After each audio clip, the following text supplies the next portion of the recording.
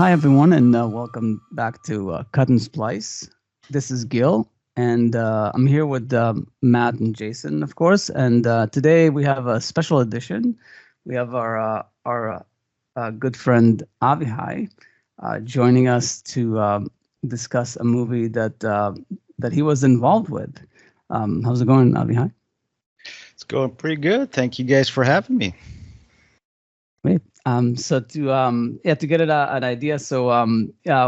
What did you do on the production of Rebel Moon? This was the Zack Snyder recently, I guess, on Netflix release.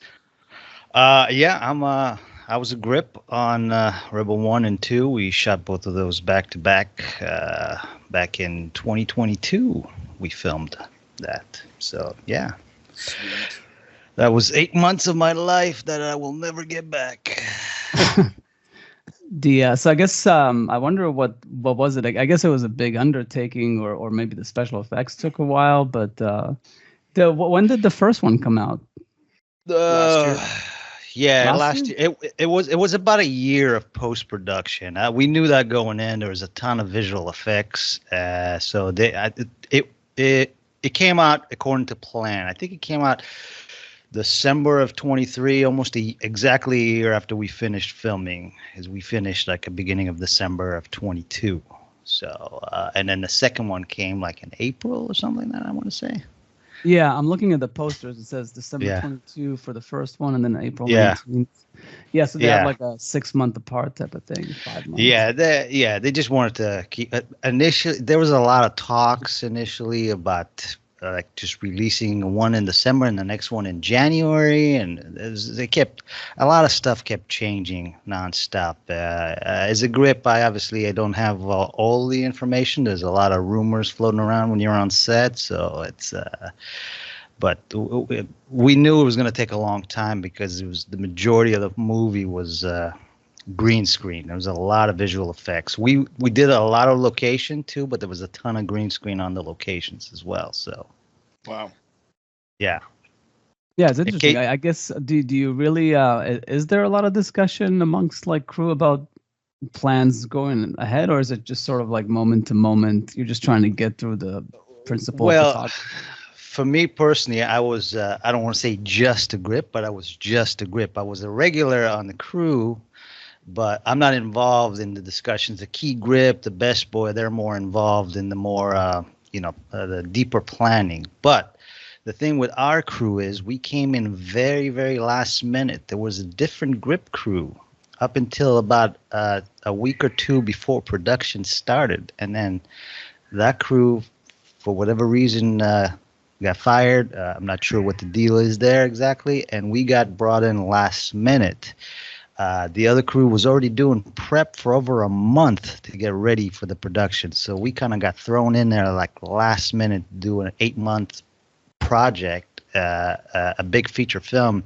And my crew usually worked on a lot of TV shows prior to that. So there was a lot of catching up. There was a lot of chaos constantly.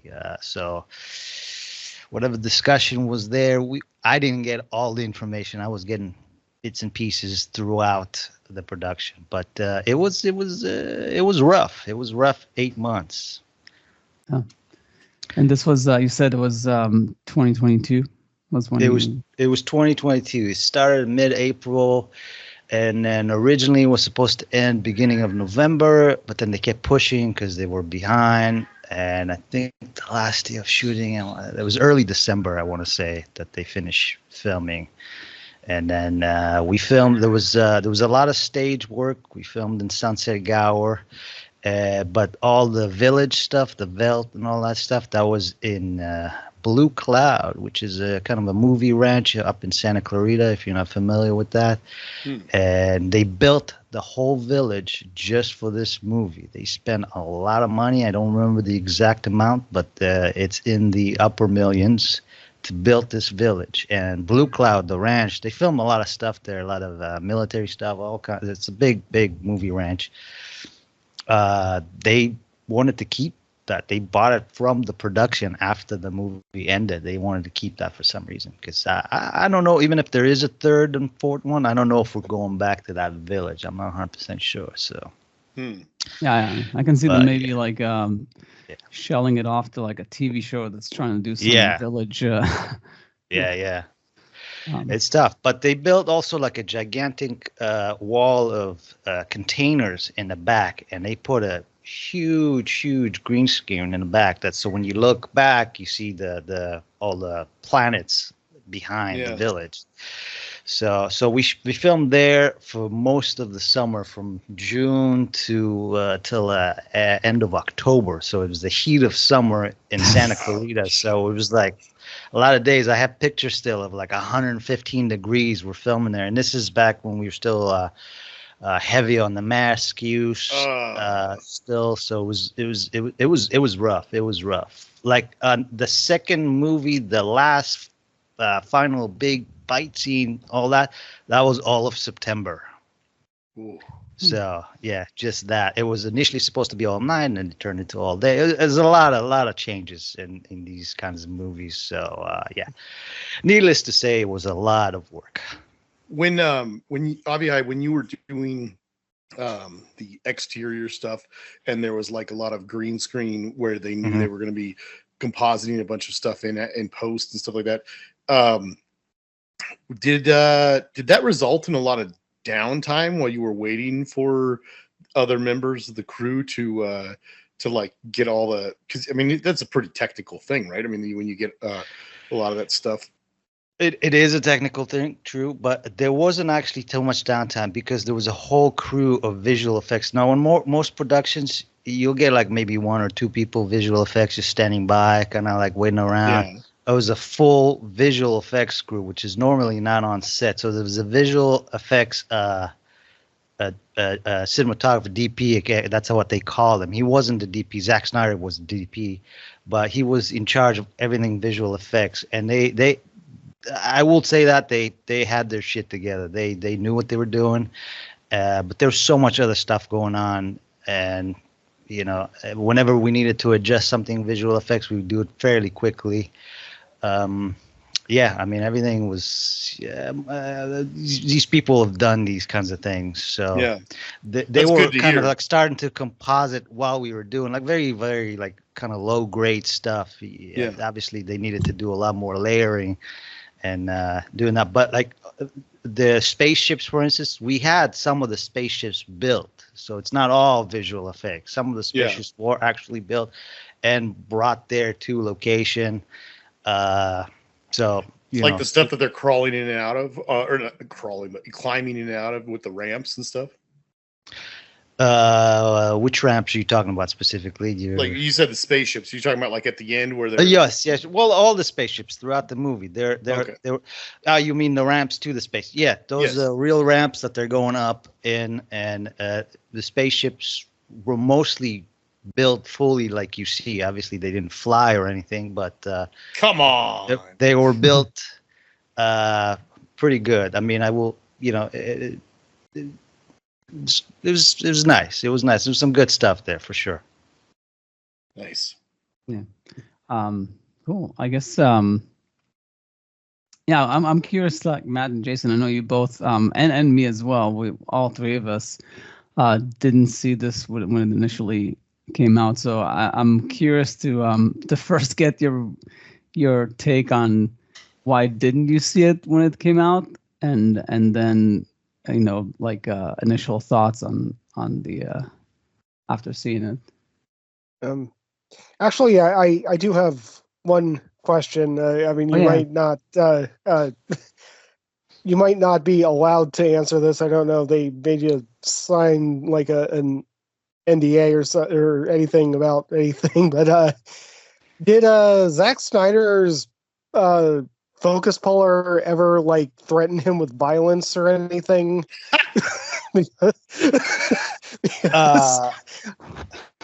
Well, look. I'm gonna say this, okay? I'm gonna start with a few good things, okay? Zack Snyder overall is a very nice person. He wasn't like mean or anything like that, but this movie was very, very hectic. And Zack Snyder, besides the fact that he was directing and producing and co-writing, he was also DPing, right? He doesn't normally does, but he was the DP, and he was also the C camera operator, which came out every once in a while, not in every shot. There was a lot of, because it's so long, there was no breaks. There were no breaks throughout. And Zack Snyder is just kind of a breed of a person who just keeps going no matter what. He's not on drugs or anything. He just, he's shooting his thing. He's in the zone. He's like, where everybody else is like, by the end of this, everybody was like, it's like we did a tour somewhere in like Afghanistan or something like that. Everybody was just like PTSD. Everybody was just like, it was rough. It was just rough. I don't recall a particular incident of that, but I wouldn't be surprised if that actually did happen. You know what I'm saying? I wasn't there physically for that particular thing, the threat, but that wouldn't surprise me at all, because there was a lot of friction between the different departments and between overall everybody, because it was just so chaotic, and the hours were very long, and you're just constantly there. The only time we really got some time off is when, like, the number 2, which is the bad guy, he got COVID, so we got like a long weekend out of that, but there were no breaks. In TV shows, you normally, a lot of times you'll do like 3 weeks on, 1 week off, or like you do, a few months on, and then you take a few weeks off. Nothing. There was nothing. It was 8 months, well, almost 9 months straight. So tensions were very high, especially towards the end. Yeah, but I mean, those people really, especially focus pullers, like I don't think this is the only movie where like they would curse director for choosing a specific stop or lens. I mean, they know, like, yeah. Yeah, there's always yelling on every production, even a lower key. There's always like, oh, this is dumb. We shouldn't do this, So it's just, Plus, I don't know what you mean by Zach's focus puller, because his focus puller is technically, I don't think so. It's probably the A camera focus puller, which is the main focus puller. Probably the yell that, well, I don't see him yelling at the A camera operator, because he was like the nicest guy ever, but Canadian. But but it could have happened. There was some friction with the dolly grip, I can tell you that. But let's not get into all that, the inside drama in the grip department. So. All right, good to know. Cool. And we can keep asking questions, of course, but I was just trying to move things along, so we actually talk about the movie. Of course. Matt, thoughts? Why did I see it when? Well, I mean, first of all, I don't have Netflix, or at least I didn't for a while. But I got rid of my Netflix account when I decided to sign up for the Criterion channel, but I got it back for this. I don't know. There's just, I mean, I was aware of the movie's existence, but I mean, I guess it just wasn't something that, was enough to like pry my credit card out of my wallet for a moment to, go on to Netflix and, subscribe again. And then, eventually the reviews came out and they were not exactly kind. So I kind of, it was just one of those things where, I kind of chalked it up to, I'll get to it when I get to it. And especially with, the funny thing is I have generally been a defender of Zack Snyder, even after a couple of his DC debacles. But I mean, also like, Army of the Dead was probably his first foray into like, not only directing, but also like, he was his own DP on Army of the Dead too, and I mean, it kind of seemed like that was where he was shifting into, like, I'm just going to be full Snyder. Like, this is just going to be me. It's not me giving my experience and my talents and all that stuff to a different IP or to a studio. Like, this is all Snyder for 2.5 hours, and it was one of those movies that just kind of struck me as like, well, I'm not upset that I spent 2.5 hours of my life watching this, but it's definitely not something that I would write home about. It's, but I don't know. It was kind of, I don't know. My opinion of Zack Snyder as a filmmaker has kind of shifted recently, and not in the best direction.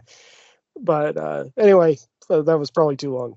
Go ahead. But that was, I know it's more than 2.5 hours because like part 1 and part 2. Oh, no, I was talking about Army of the Dead. Oh, Army of the Dead. Oh, yeah. Never mind. Yeah. But my go ahead, experience Jason. was similar.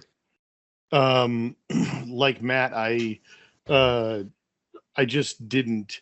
I haven't had Netflix for a while, just because I don't even remember what the cause was initially. I think I was getting it for free from someone, and then that stopped or something, and I didn't decide to start paying for it again because I had enough stuff to watch from other things. And eventually, I knew there was some stuff I wanted to get, and when we just talked about doing this episode, it was kind of like the reason to go ahead and sign back up again and get back on Netflix. But anyway, I probably would have watched it earlier. I just if nothing else, out of pure curiosity, because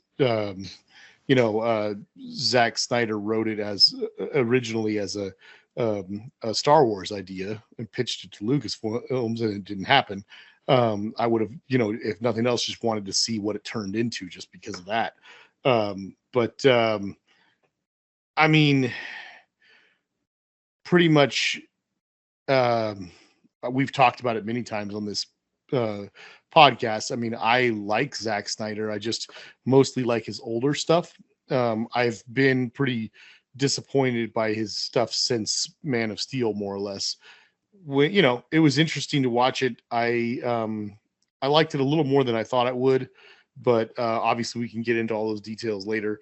But that's kind of where my situation was. Is like I was just sort of waiting for an opportunity to finally get back on Netflix, sort of thing.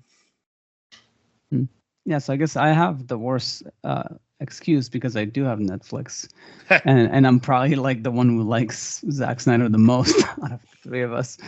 But yeah, to me, reviews are big because I don't have a lot of time to watch movies, so I'm very selective. And I knew, much like you, that I would eventually get around to it, and I was happy when Avihai reached out. It was actually a no-brainer. I should have thought about it myself, but it's. I remember I told you guys, like, oh, we should think about a movie, like, or ask Avihai, Yeah. because like we've had several other people join, and but I'm glad it all came together. But yeah, I don't know. It's we'll get into the details once we get into spoilers, because we're trying to just give like a review right now. But at least the first half of it, the first part, really went well for me. I was surprisingly with it. Like, I thought, like, this is actually pretty good. Like, I get what this is. Like, I get the whole shtick. It's like Seven Samurai, like in space. And I like it. I like when people try to, as long as they give it their own spin, and he definitely did. But then as it kept going, especially the second part, it was like, there's all these like little moments of like too much of this, too much of that, tonal issues. Even the first part, it had that, but not as much as the second part.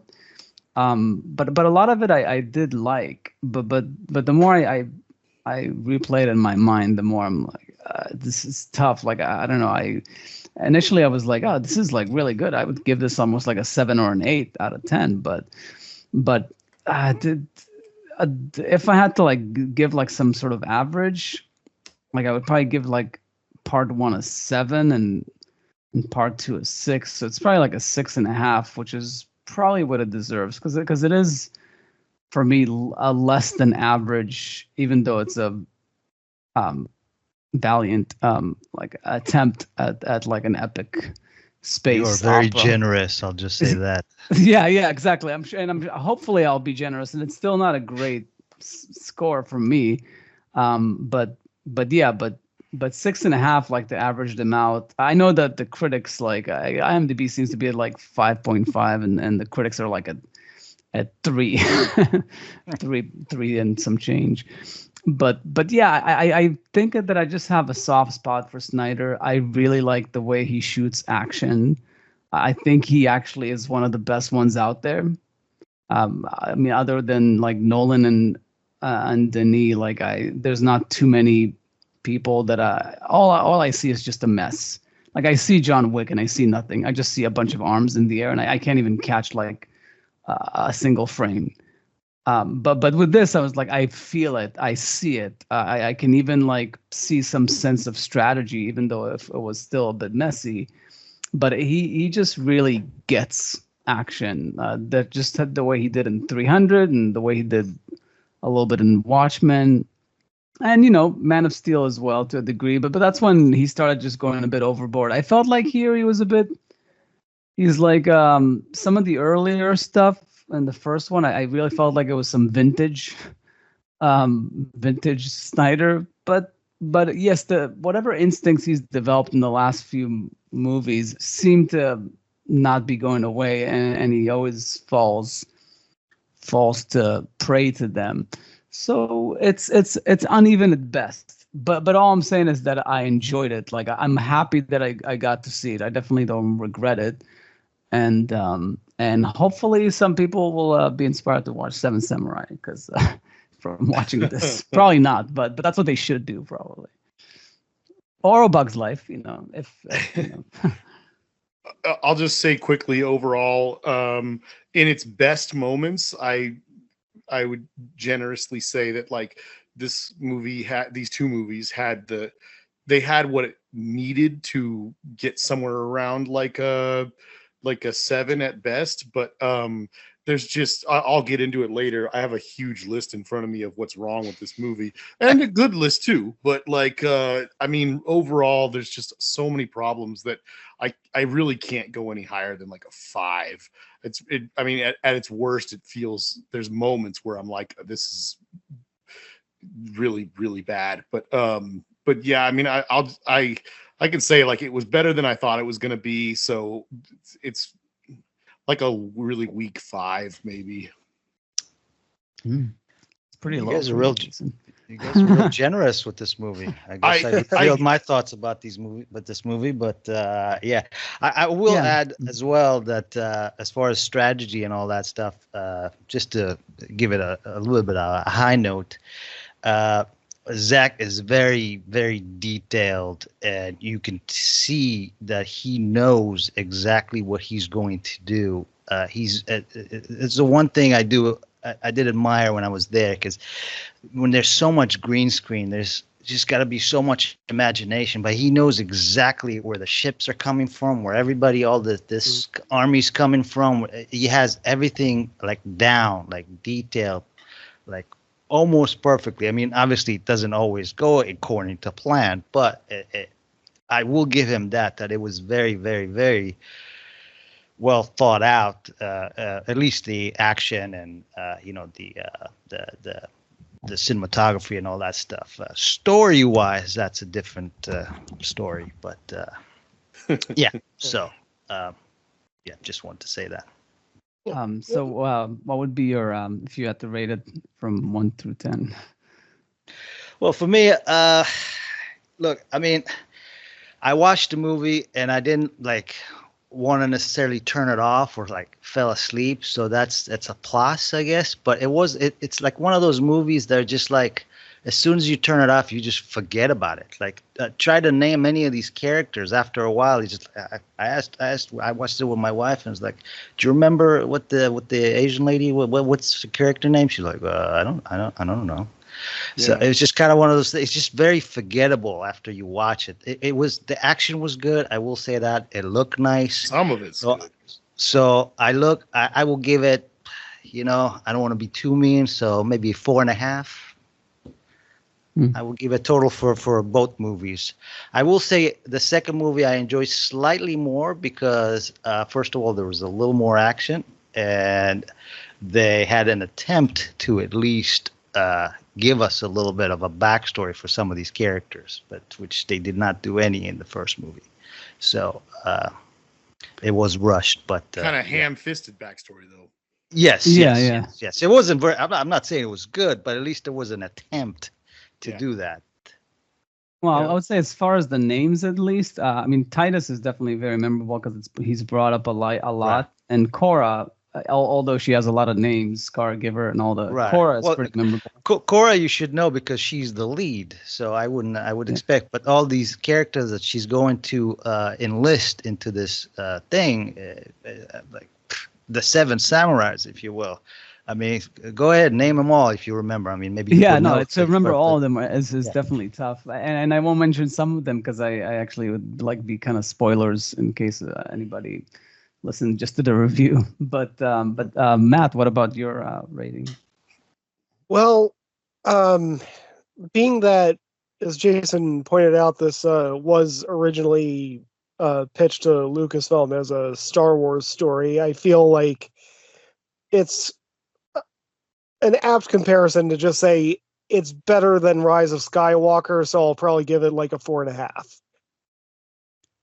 So I mean, Avihai, you said, like it's one of those things that you just watch it and then you forget. I give it points for that because Rise of Skywalker is something I wish I could forget, and I can't. So I'm at least giving it points for that. Yeah, Right. I mean, and then it's definitely very the one thing Snyder is not avoiding here at all is he's extremely derivative. Like whether it's like Seven Samurai or Star Wars, he is like borrowing, stealing, and whatever. It's like it's just so much of this is derivative of other stuff, but he does it the Snyder way. Like he puts his own spin on it. It's just that it's a bit too much front and center is how much it's derivative. Like the characterization to a degree of some of them. Like so let's just say it's like a poor man's Star Wars, essentially. Like if you like Star Wars and you like this kind of movies on a big scale, because like not all these movies are on a big scale. Some of the Star Wars ripoffs tend to be low-fi type of stuff. This is like him trying to do like a big splash type of movie, and they're rare. I don't think there's too many of them. So if you're into this stuff, I would probably like watch it, but don't get your hopes up that it's gonna be anything close to. to like, I mean, I think it's like, to me personally, I mean, it's not that much worse than like the prequel trilogy. I don't know. I mean, that was pretty bad. Those movies were pretty bad. So, I don't know. I actually can't decide between this and like the post original trilogy, except for like sequel trilogy. Yeah, and the sequel trilogy too. It's adequate. It's action, but I feel like some of the characterization here, in spite of what Avihai said, is actually a bit more memorable. Like there's places where I teared up here, and we can go over that like in spoilers. Wow. But I really felt like some of the stuff I felt like he could have done more, but maybe he's leaving it for the later movies, and maybe that's a mistake because maybe they won't happen. But I did a lot of the characters, like the woman with the swords. The mother character. Nemesis is her name, by the way. Yeah. And the robot character I thought was interesting. The approach to some of the characterization was interesting. Titus wasn't great. Like Titus was a bit too emotional for my flavor. Also the baddie, like it was actually, and we'll get into it in spoilers why there's like an issue there as well. But that was also extremely derivative of Glorious Bastards. but that's okay. But yeah, but that's what I would say. If anybody else has anything to say before spoilers, we can. Nah, I'm pretty much ready to go back. Just go ahead and jump in. Yeah. Cool. So spoilers. Yeah. Anybody? I guess Avihai, do you have any thoughts, like any details that you want to get into as far as stuff that bothered you about it, or maybe could have done better? I mean, it's again. I guess I should start by saying I'm not the biggest Snyder fan. I don't necessarily hate his stuff, but I don't find it that interesting all the time. I think it looks pretty most of the time more than it just, I don't know, something about the writing just overall just didn't feel right to me. Just kind of just I don't know, the whole way through. And while we were shooting it too, like you could tell, like you see these characters' name because you see them on the call. She was like, "Oh, that's what we're calling it. Okay, all right. Oh, okay. So it's exactly like that, but just slightly different with a an I instead of an E or whatever." I forget. There was a group of mercenaries. They were called Kryptonians. I feel like that was the name, which I don't know if they addressed that actually in the movie, but that's what they were. Oh, okay, we're going with that. All right, cool. So yeah, I mean, it's just, I mean, I don't know. I mean, I watched it and I'm kind of like these people are just standing there in the background doing nothing, and it's so, I don't know. Overall, it was kind of amusing to watch, and it was somewhat entertaining, but past that, I don't know.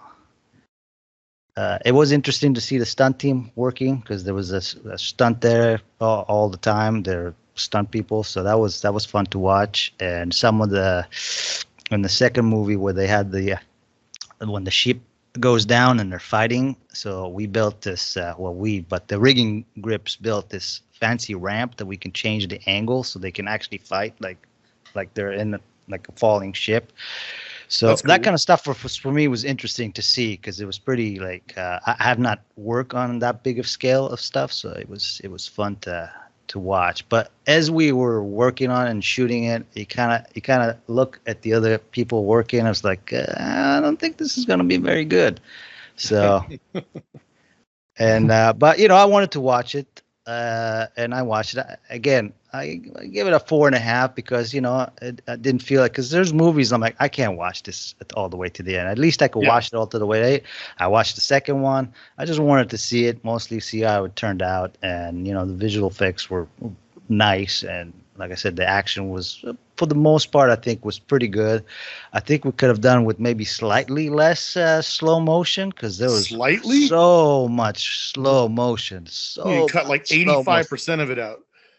And the whole wheat thing too, because that was so stupid.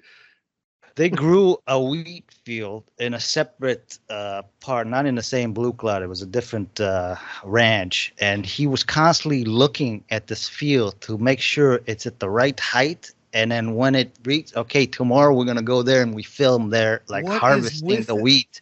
I have no idea. Grain porn. I don't know. The wheat porn. It's like there's just so much of it, and it is a lot. I have to do this in slow-mo. They have to see it. And like, what the hell is up with the story behind that? It doesn't. There's a throwaway line of dialogue that explains why they're doing this so low tech. It's not like they don't have the technology. They have like an anti-gravity floating like truck thing there that they're using to throw all the wheat on top of. So it's also not like it's some sort of stupid religious thing where they're not allowed to do it for their beliefs or something. They're just like some dumb line in the first movie where they go, "We prefer to be one with the planet," or some crap like that.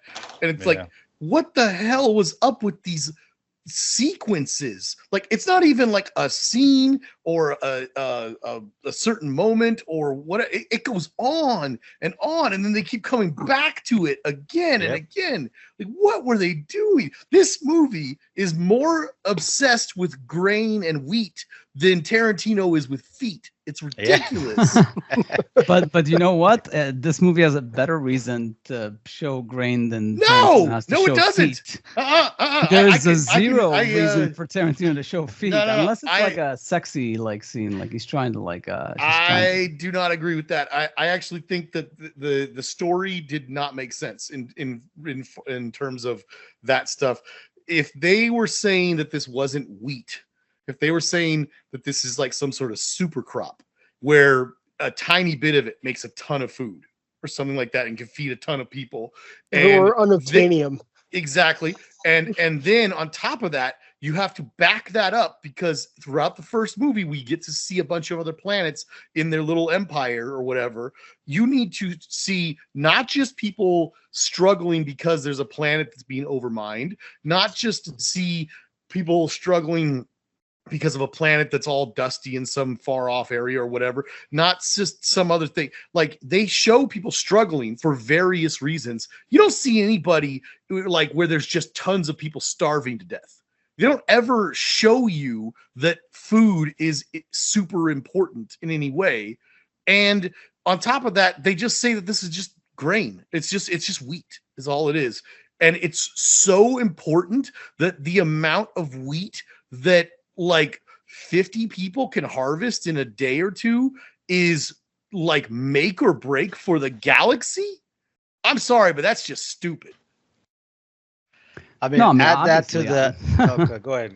But go ahead.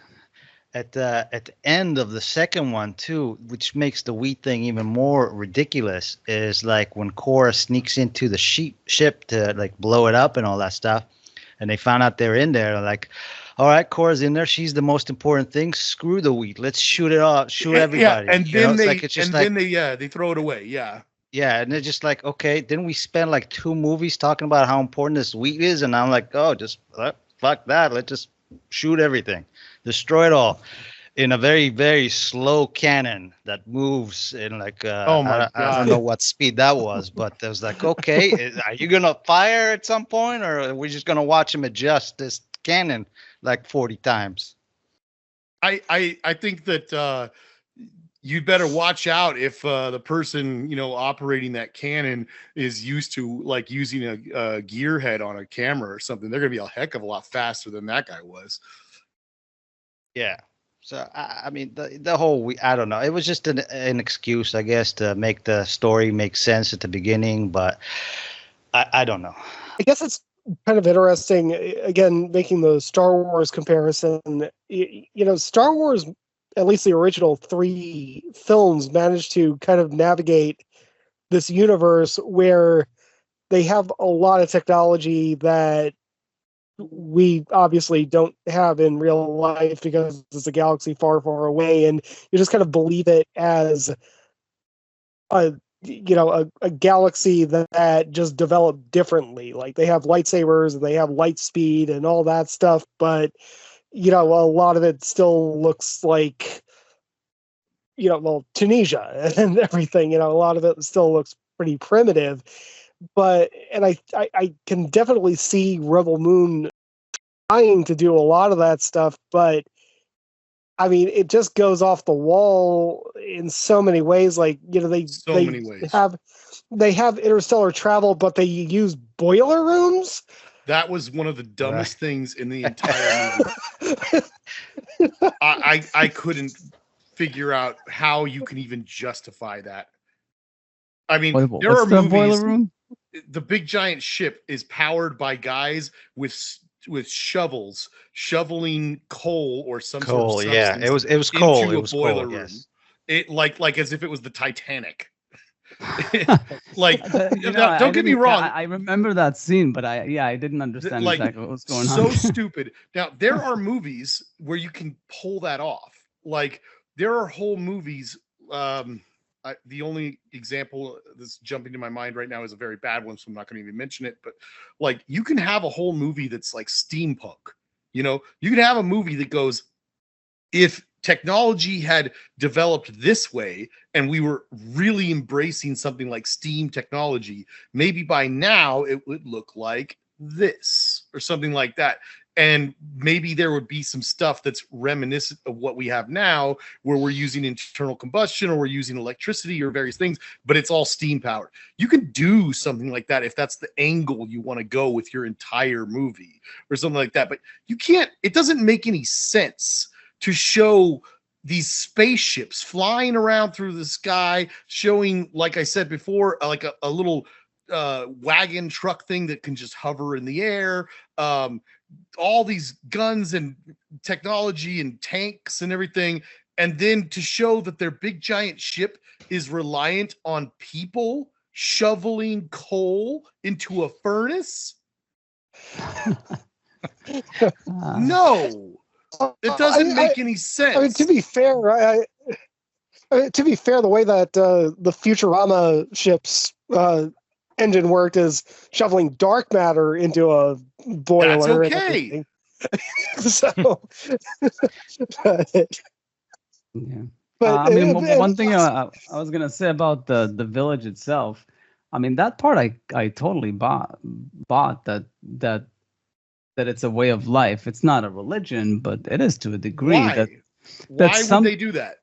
Because I don't know. I connected with that a lot because oftentimes that would happen, that if technology advanced a lot, but maybe there's unevenness as far as like mental health, let's just say, in the galaxy, in the universe, and some people would choose, not for religious reasons, but just for cultural reasons, they'll choose to just find some plot of land and work it and spend their lives doing that the old-fashioned way, like a throwback, because it's a way to pass the time. It's a way to live a good, meaningful life where you grow your own food and maybe you sell some of it to buy other stuff.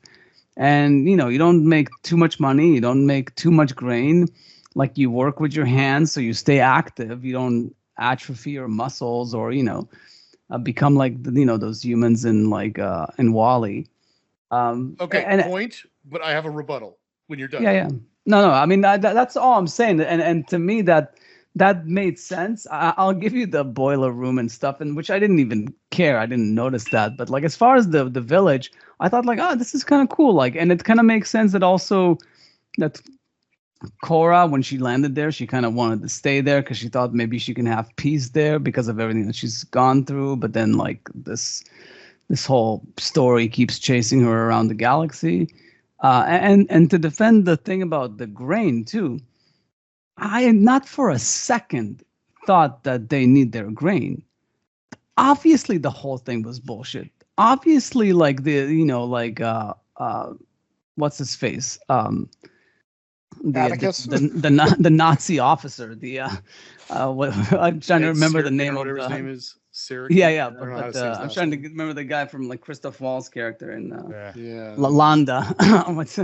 But in any case, but yeah, like obviously, like he knew something was going on. He knew that maybe they were fucking with him, so he was trying to make this like stupid deal that he does not need, just in order to like have an excuse to like bully them and maybe get some information out of them so he can get closer to what he needs. But I didn't buy for a second that the grain mattered. Well, the movie seems to telegraph that it does. Yeah. Well, they had thought to a degree, like, but obviously, and I was proven right when he essentially said, like, who gives a shit? Just like, he didn't not only not care about the grain, he also didn't care about his own people. I don't know if I would say that that's accurate. Yeah, but I mean, he's gonna bomb the village even when his own. No. I get what you're saying. I'm saying that I think the fact that Digimon, General Titus character, says the only way we're going to survive is to harvest this crap and stack it up against our buildings so that they don't bomb us from the sky. And then they were right. And then they were right about that. Seems to imply that they absolutely need this grain so bad, because otherwise they would have just done that. And then on top of that, you say that, like, and then it's like proven right. I don't think the movie proved you right. I think the movie just contradicted itself. To agree, I'll accept that to a degree, yes, because I think what needed to happen is that he needed to not figure out what's going on with the village, like because he figured it out when the one soldier, the younger soldier, was like on the thing. Yeah. But what needed to happen, because to me personally, if I see like a sense from like orbit that all the grain is around the buildings, obviously something's afoot. I mean, that's like problematic. Like that's a bad strategy. We would want to set up the grain in a way where like, hey, see, we have the grain. That's why we harvested it. That's why there's nothing going on here. Like Korra's not here, and we're just doing our part of the deal to lure them in. But because they had the whole back, if you want to talk about something that could have been eliminated, is the whole communication with the younger soldier. Like if they had just not known for sure, like maybe they had a hunch, but they didn't know, and they went down there, and then they would surprise them, then that would make some sense. But the fact that they knew ahead of time, you're right. There's absolutely no reason. I think the only reason why they didn't bomb them from, and this is the way you could have fixed it, is that he wanted her alive, like her Well, he adopted did want father. her alive, but that doesn't matter. You can still bomb the place once you see where she is. But like my point I was trying to get to earlier is to rebuke what you were saying earlier, is that you can make a movie that describes what you were describing, where you actually explore the fact that in a high-tech world, there are people who want to just live a simple life. That's happening today, very, very much so, in places where people just want to go live off grid and stuff like that. But I mean, if you've ever worked on a farm, just using modern farming techniques is not like you're sitting back doing nothing, getting fat like the people in Wall-E. That's not it at all. It's hard work. I mean, to say that we need to harvest this grain to survive, and we need to sell it to survive, and so on and so forth, and we're going to work our hands, and we're not going to maybe use something like certain chemicals or certain things. You want to make a statement against like monocropping or something like that. All of that makes sense. But to say we need to hook a damn plow up to a horse, a space horse, and put the damn strap over my shoulders and walk the field, plowing the field by hand, and then when it harvests, we're not going to use like a harvester machine. We're going to go by hand with like sickles. And actually, that is Soviet the style. dumbest crap. That's not even Soviet. That's like biblical. That's fucking biblical. I mean, the story about the guy, the rich man, and the ladies would follow the people behind. They show that, them picking up the individual strands of grain to like fit them together into little bundles and stuff like that. That happened in the Bible. Like, this is so stupid. And if you want to tell me that there's a benefit to it, like for instance, that somehow it centers them and it gets them more in tune with nature and whatever, and so on and so forth, you can still make that movie. But this is not that movie. They don't explore it at all. They have a throwaway line of dialogue, and then they have 20 minutes of grain porn. Wheat porn. I don't know. I To me, think it was that stuff closer to made 30, sense. but yeah. To me, it made sense, and it didn't feel like 30. It felt like 5-10 minutes. But then, maybe. Well, you know what? I started skipping ahead because I was like, I can't believe when I'd hold the button down and I'd see like 6 more squares, and it's just a bunch of grain, and I was like, what? It's crazy. Anyway, so and then the other thing you said, you used the phrase, how they could have fixed it. I'll tell you how they could have fixed it. Don't make it wheat. Make it some sort of space thing where it's actually valuable. Yeah. I can buy that. That would make it work. He tried to stay a little too close to Seven Samurai, even though there was no harvesting there really much. No. But like they don't get into the details. Like generally there was just too much detail here. One thing I was gonna say, like as far as like the characterization and stuff, like I didn't want to mention before, spoilers, is the character of what's his name, Charlie Hunnam, Kai. I felt like that was like sort of like a tease. That could have been like a very much like a Han Solo type of character. But I wonder if he when he was writing the script, is like, I can't keep him for the entire movie. That'll be too much like Han Solo. So I think that's why he had him double cross her, just to like give a flavor of it, of the scoundrel. But then he's an actual scoundrel. He's not like a scoundrel with a heart of gold like Han Solo. But yeah, and then I will say, just to not forget this, is I don't know why, but Nemesis,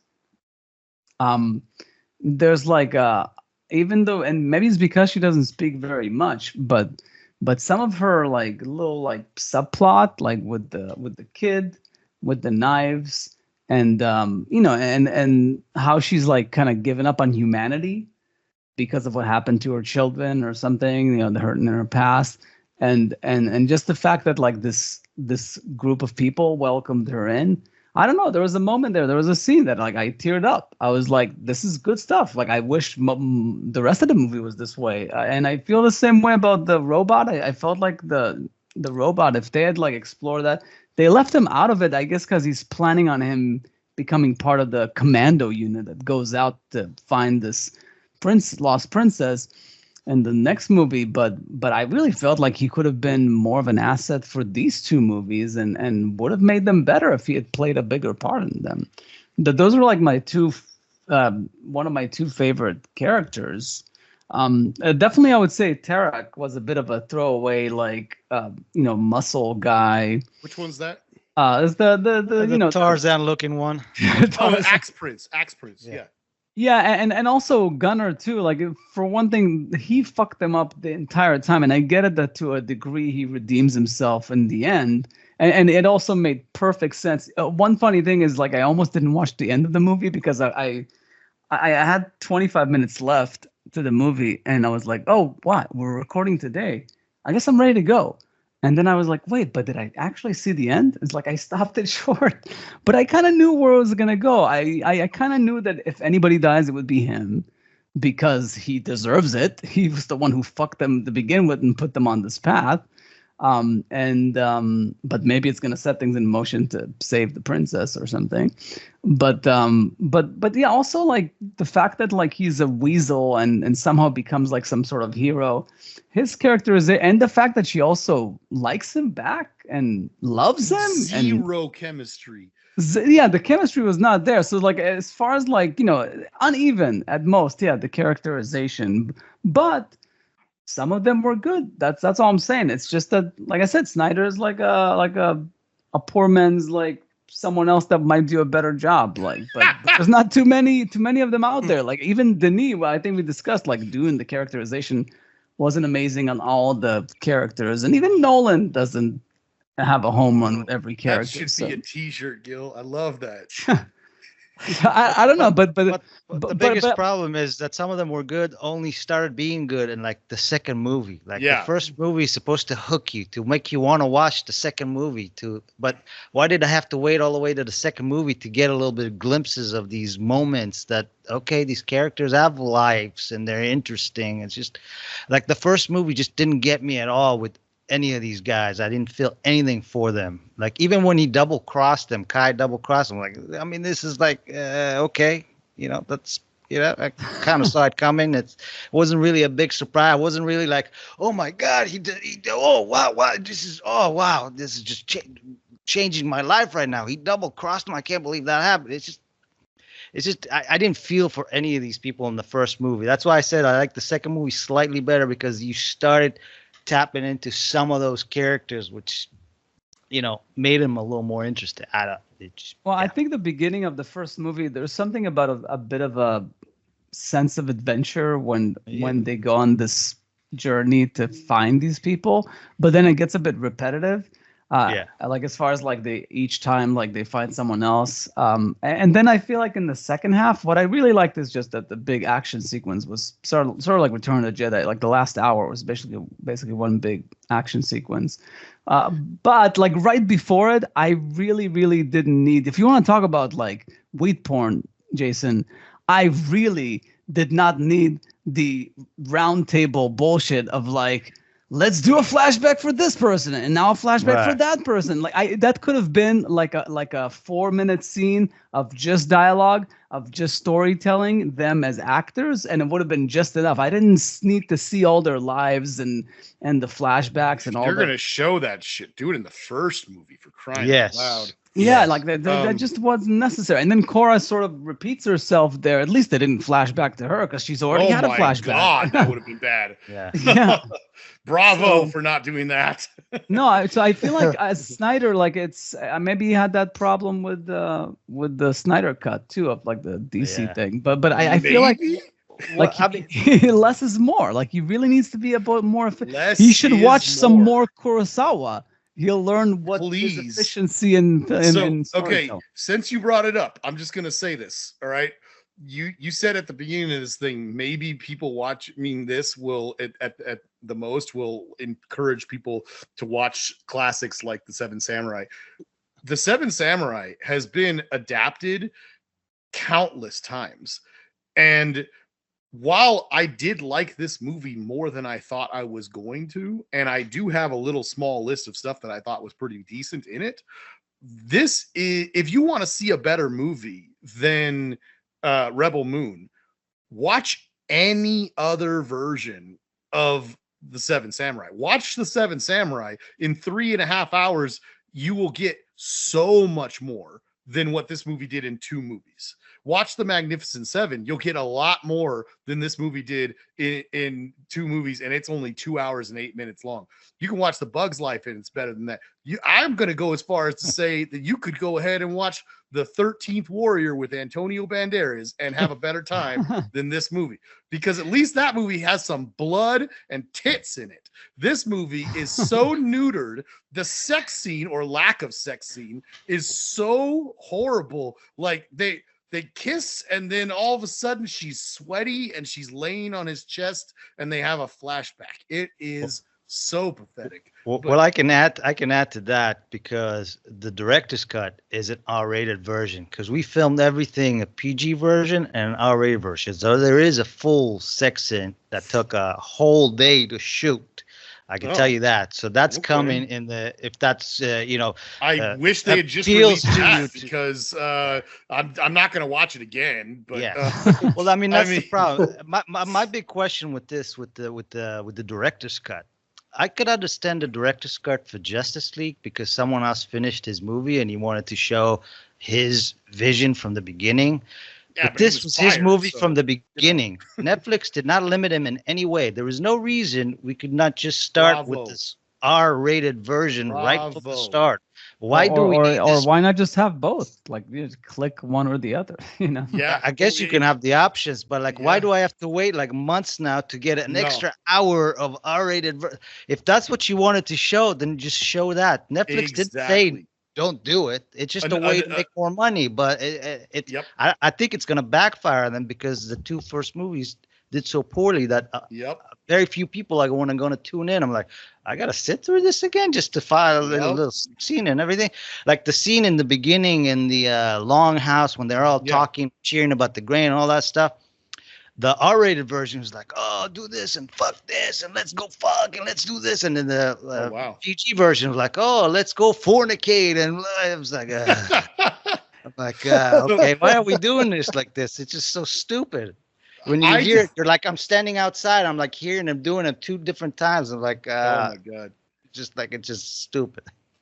I defend Zack Snyder a lot more than a lot of people do, but because I love 300, and I think it's like one of the best action movies ever made. But 300 got the slow-mo stuff right, because there's a thing that happens with slow motion.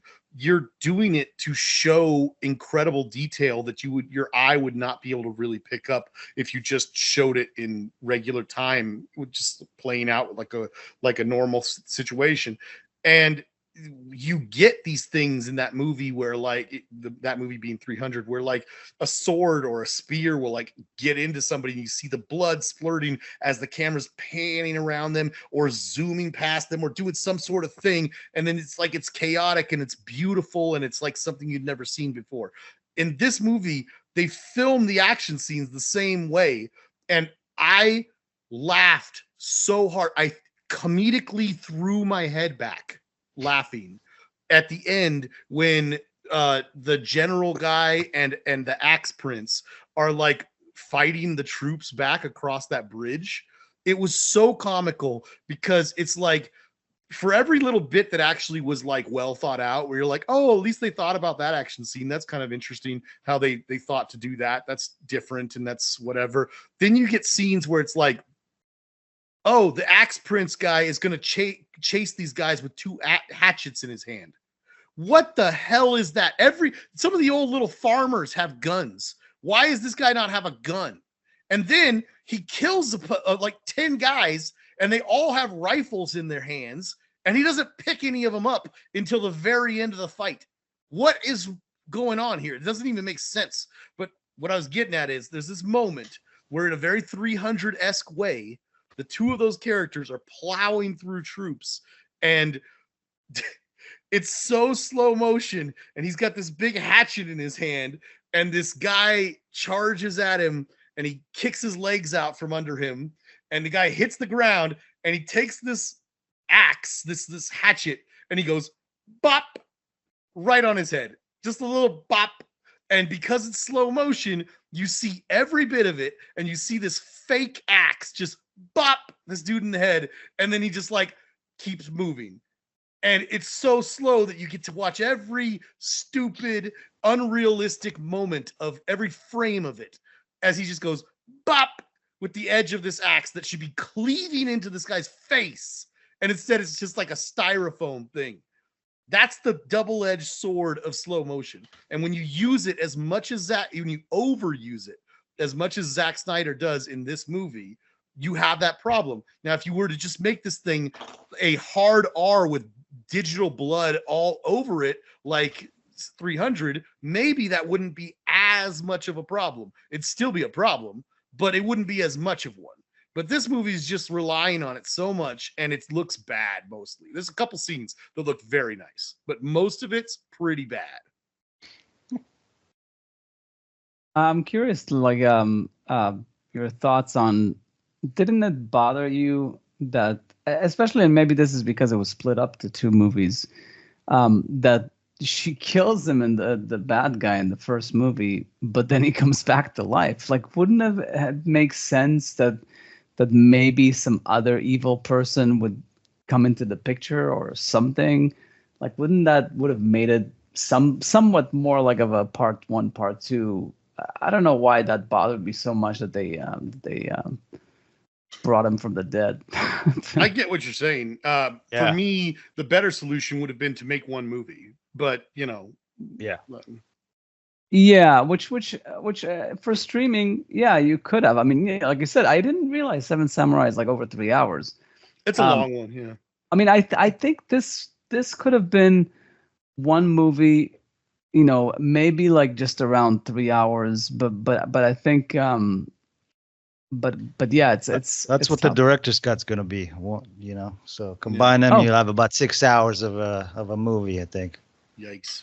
Right now it's 4. No, I'm talking the whole thing 3 hours. Yeah, the whole No, thing. I get what you're saying, but I'm just saying I think they're adding an extra hour on each movie for the director. Yeah. Something like that. So Like just Hobbit. throwing this out there, Gil, like to give an example of what I'm talking about. You mentioned of something that I agree was pretty well done with the sword carrying woman, Nemesis. Nemesis, yeah, her character and the little boy. It's not like that was bad. I think it was fine. It was all right. And actually, of all those stupid backstory scenes, hers was the best one. It was short, it was sweet, and it was visceral. So I liked that, but if you want something that is completely aping, just look at the Charlie Bronson storyline in the Magnificent Seven. That's what it is.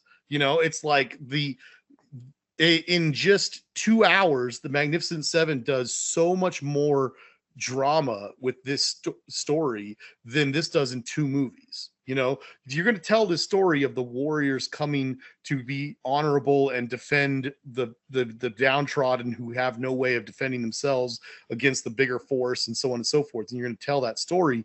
Like, there's some inherent drama in that story that the better versions of this of these movies, this story, have all addressed, and this one just glossed over or didn't cover at all. You know, like, you get stuff like in both Magnificent Seven and the Seven Samurai, spoiler for the people who haven't seen that, you know, like, there's moments where it's like, yes, we asked these people to come defend us, but we're bumpkin farmers, and they're killers of men kind of people. And even though we asked them to come, both of those movies address this thing where they're like, we need to hide all of our young girls because they don't trust them.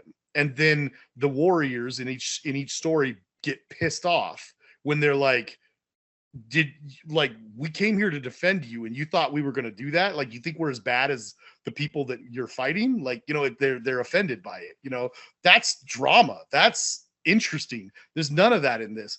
But to get back to the point, that scene with the little boy and the nemesis character, like, that's just like Charlie Bronson, you know, like, she doesn't want anything to do with the little kid, and he's trying to mess with her, he's trying to play with her, you know, and she's just like, you know, doesn't want anything to do with him. And then she still manages to inspire him, just like his character. And the whole thing of like the young boys admiring Charlie Bronson and him just not wanting nothing to do with them. And then in the scene where, again, spoilers if you haven't seen the movie, where he gets shot down and he's dying, he's like, you know, he had just gotten done telling the kids, like, don't look up to me. You should look up to your parents. They're the ones who had the courage to have kids. He's like, I didn't want a family because I didn't, you know, I was afraid to take on that responsibility. I'm just living the life of a single guy, you know. And then he's lying there shot up, and the little kids run up to him that he died saving them. And they're like, we're sorry that you're dying because of us. And he just says something like, it's okay. Like, that's what I came here for. And they tell him, like, don't worry, we're going to put flowers on your grave. And that's like when you see his eyes, like, you know, feel like some sort of relief, like it's okay for him to die. You know, that's some drama right there. You know, and granted, this scene was good. You know, the one with the little kid, and he runs up and stabs the guy and tries to save her, and then she stabs him with the same blade. It's cool. It was good. But like, you know, that movie's 2 hours long, and they explore all of that. They explore other stuff too that I'm not even getting into. There's so much more depth in every aspect of the story in these other versions. And this movie had 4 hours and 2 movies to do it. Yeah, no, there's definitely an aspect of like Snyder could learn from himself. Just yeah. Like if he was like, and maybe I don't know what it is, if he needed like a second eye or maybe a more adept writer, because I guess the other writers, one of them was like the writer on 300, and one of them is the writer, I guess, like on some of the John Wick movies, like 3 and 4. But I feel like if even just in the edit, if you look at the edit, it's like, oh, this works and this doesn't, and I have to kill that baby. And if he had like killed all these babies and just say like, you know, I made a mistake, I shouldn't have shot all those, like, you know, flashbacks. We should do a reshoot and just have them talk like very quickly, briefly, or just all together, like, you know, don't even get into it. Like, but like, it's just it's like finding those moments, like you said, the Bronson thing. It's like about really honing in is what's the essential thing to get this across, and definitely try to spread it out. Don't like have a sitting at a table and then like you go from one to the other. It's like 12 Angry Men. You know, it's just like you really have to like move things along, but it also didn't work in the first one when they're hopping from one planet to the next and they keep finding these people. Right. Like it could feel a bit episodic, so you have to be smoother about the way. And he did it with some of them, but not with all of them. And I don't know what would have made it better, but I think just more work on the script and just shooting less. I don't know. Dare I say, the Mandalorian episode where they're doing the Seven Samurai is a little more compelling than this. I believe that. I mean, I'm trying to remember if I even saw it, but it was good. But, yeah. Yeah. I mean, I think the biggest problem for him is, from the little bit I've worked with him, he's a bit of a control freak. So I think the problem is sometimes when you shoot a movie, like you said, it's good to have a second eye, second opinion. You know, if like Always. he was probably in the editing room every single day saying, "I want this, I want that." And even if the editor suggested we should cut this, he'd be like, "No, this stays." You know, so I think he needs to maybe be able to. That's my. I don't know if that's what actually happened, but that's what it looked like it happened. He had his idea, his vision, and he's not letting go of anything, no matter if people tell him, "I don't think this works here," but I think he just kind of. I think it works. I think it needs to stay, and nobody's telling him otherwise. You see him when he's shooting it. Nobody's telling him anything. He's doing what he wants to do. If anything, he adds stuff on the fly because he's just like, oh, it'd be cool to do this shot. Let's do this real quick. And nobody's saying, no, we can't do that. Nobody said that to him at all. So I think that would be helpful for him to have someone like that to tell him what to do. Because his writing partner, who's, by the way, used to be a grip, just a fun fact. I think they just kind of like, he just helps to, put it down in script form, but the idea is all Zack Snyder, it's all his, and so I don't know. I think maybe going forward for him, it would be helpful if he would maybe listen to other people. I have no idea if it's true or not, but that's the feeling I get when I watched the old 2005 King Kong. Like Peter Jackson is just coming off the most successful trilogy in decades. He's like king of the world kind of situation. They're like, what do you want to do? And he's like, I want to make King Kong. And I love his movie. I love King Kong. But like, that movie is self-indulgent. Like it needs to be cut up. Like there's so much stuff that could be cut from that movie. Yeah. And one thing that I keep coming back to is like, all my years of, I mean, I'm with Jason, by the way, too, and that like, I love 300. I actually probably like Watchmen more than most people. And by the way, Gil, like you were talking about Zack Snyder as a, action director. I mean, Batman versus Superman was a bad movie, but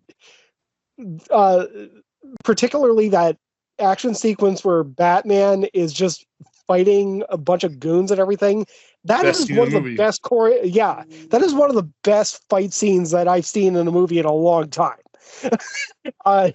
He is a fully competent filmmaker. The thing is, I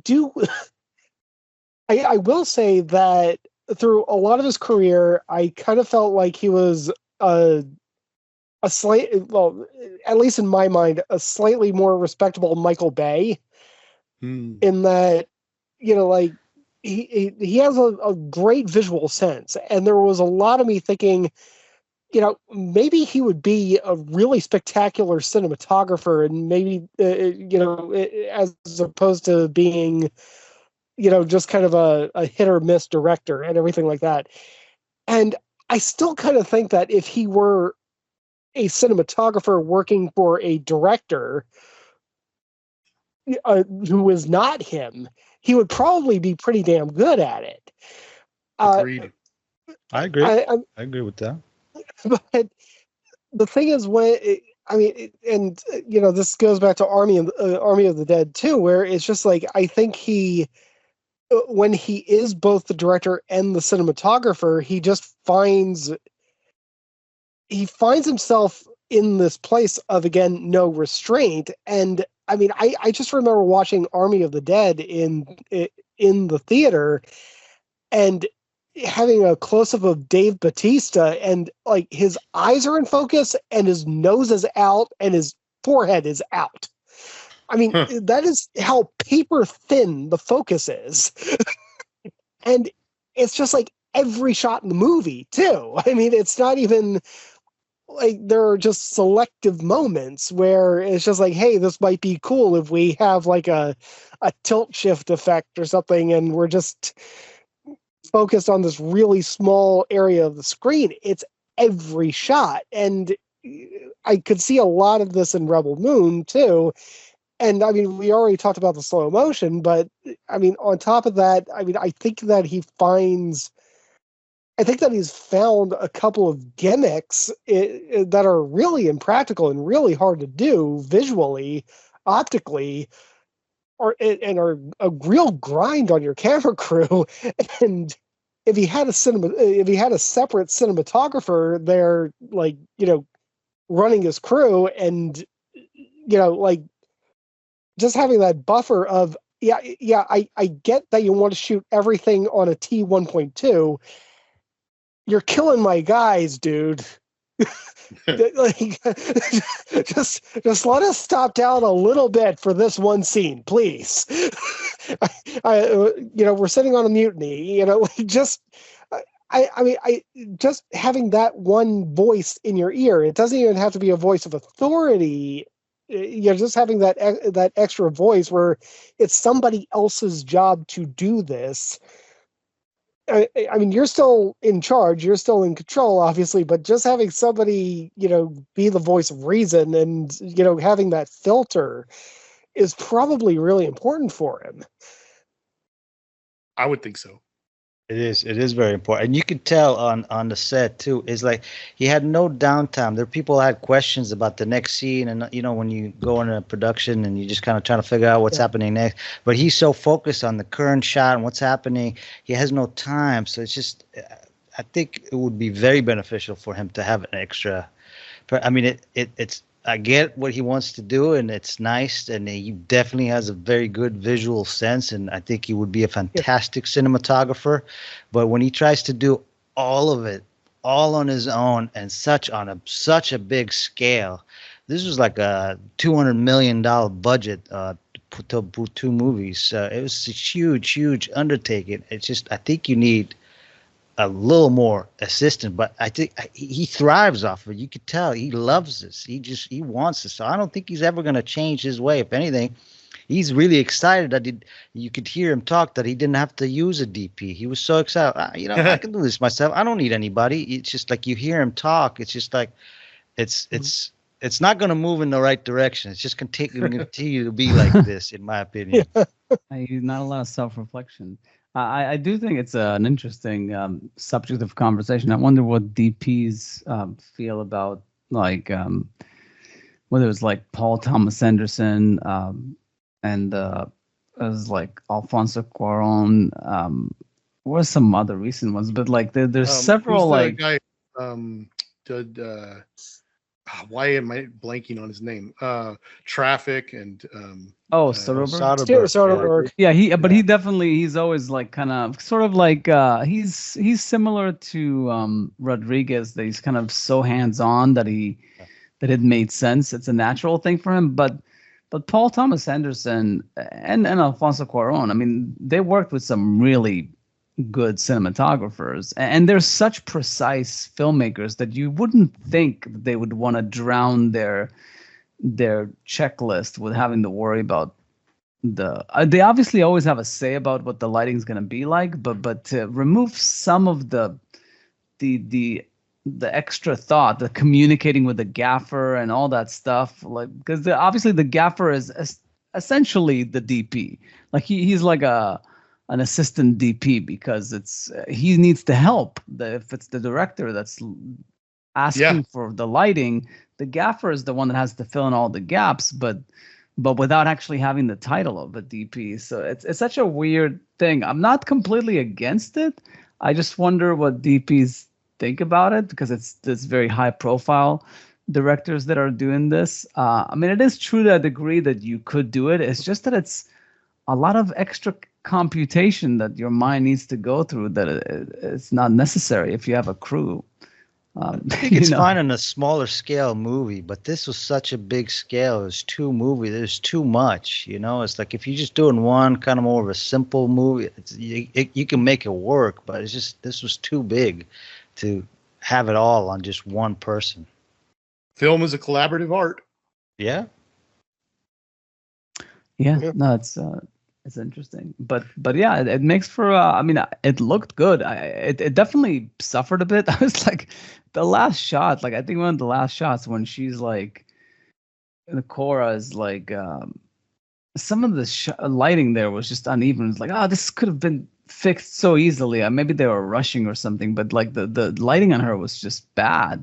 And the lighting on the person right next to her, who's not as an important a character, I think it was a Titus, like was much better lighting. And I don't know if it's because of the black complexion, just read the lighting better. I think because it was kind of like a twilight lighting, and I was like, it looks very lit. It doesn't look very natural.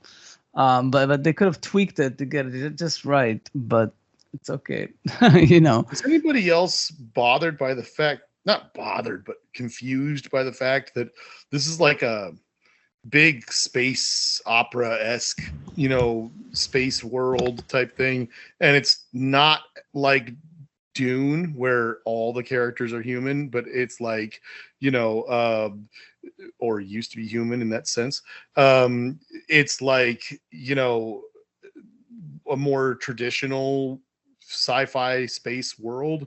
They travel to all these other worlds and show you handfuls of other alien species in bars and other scenes and things like that. And yet and it's an ensemble movie with a big ensemble cast, and every single character is human. Like, it's weird, like Star Wars in 1977, they barely had enough money to make like the robots and Chewie, and they still had them as major characters. They have the cantina scene, and they were so low on money that they just grabbed this like Halloween store werewolf mask and put it on a dude. Like they were just making that movie by the seat of their pants and whatever, that strange expression. But like, you look at like, Star Trek and all the movies that have come since then and stuff, like you've always got like a Klingon, or you've got like a Vulcan, you've got, robot characters and things like that. Yes, there is a robot character, but he barely makes an appearance in the movie. Like, why is this a Magnificent Seven story with 7 heroic characters? And aside from the robot that barely makes an appearance, they're all human. It's very weird. I think when they went to get the Tarzan character, Tarek, I think they should have taken the bird and left Tarek. Yeah, and there's I'm just going to go ahead and just keep going with this.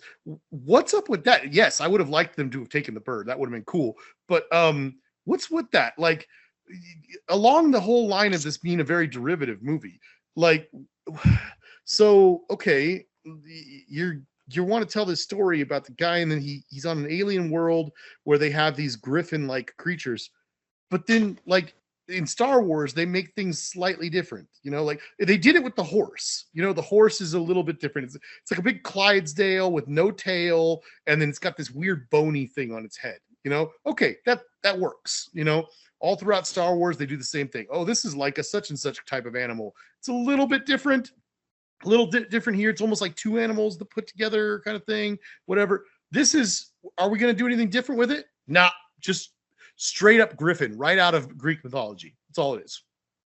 Like, where's the sci-fi? Like, where's the imagination here? I don't get it. It's unfortunate because like there was some imagination, I felt like, with the robot design. Yeah. I like the robot. Yeah, the robot made me, especially his neck. I liked his neck, and I liked he reminded me of some of the robots you see in that movie that came out last year, the Creator. I thought that one had good robots too. But yeah, the robot was good. I liked the robot. I just wish I saw more of him.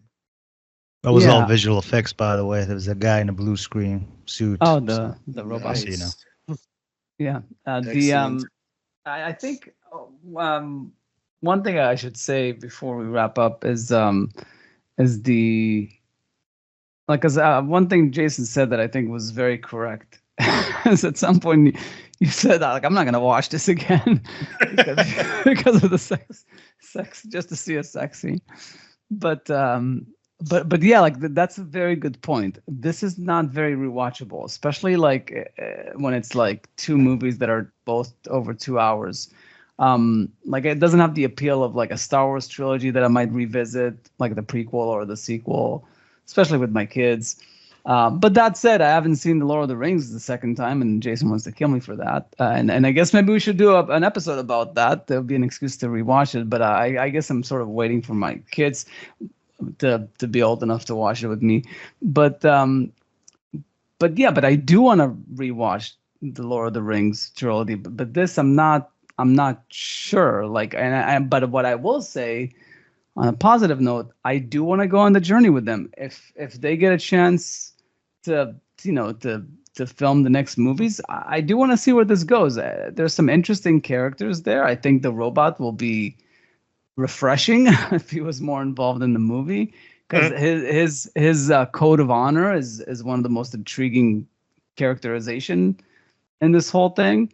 That he kind of stayed away from it because of his code of thing, like that he's only built for one thing, but now that's what he's gonna go after. With this like searching for the princess. So I mean, I would watch it, like because I'm sort of like I'm sold on it, even though I wouldn't want to revisit this specific story, but maybe that's why this could have been like more of like needed to be like a prestige TV show or something instead of a movie. If he wants to like have it be so long, is what I'm saying. Yeah. Well, last I heard, it's supposed to be 6 movies and an additional TV show as a spin-off. Oh, wow. So that was the plan originally, but as of now, it's all up in the air. So nobody knows if the next one's doing, because I haven't gotten word. Yeah.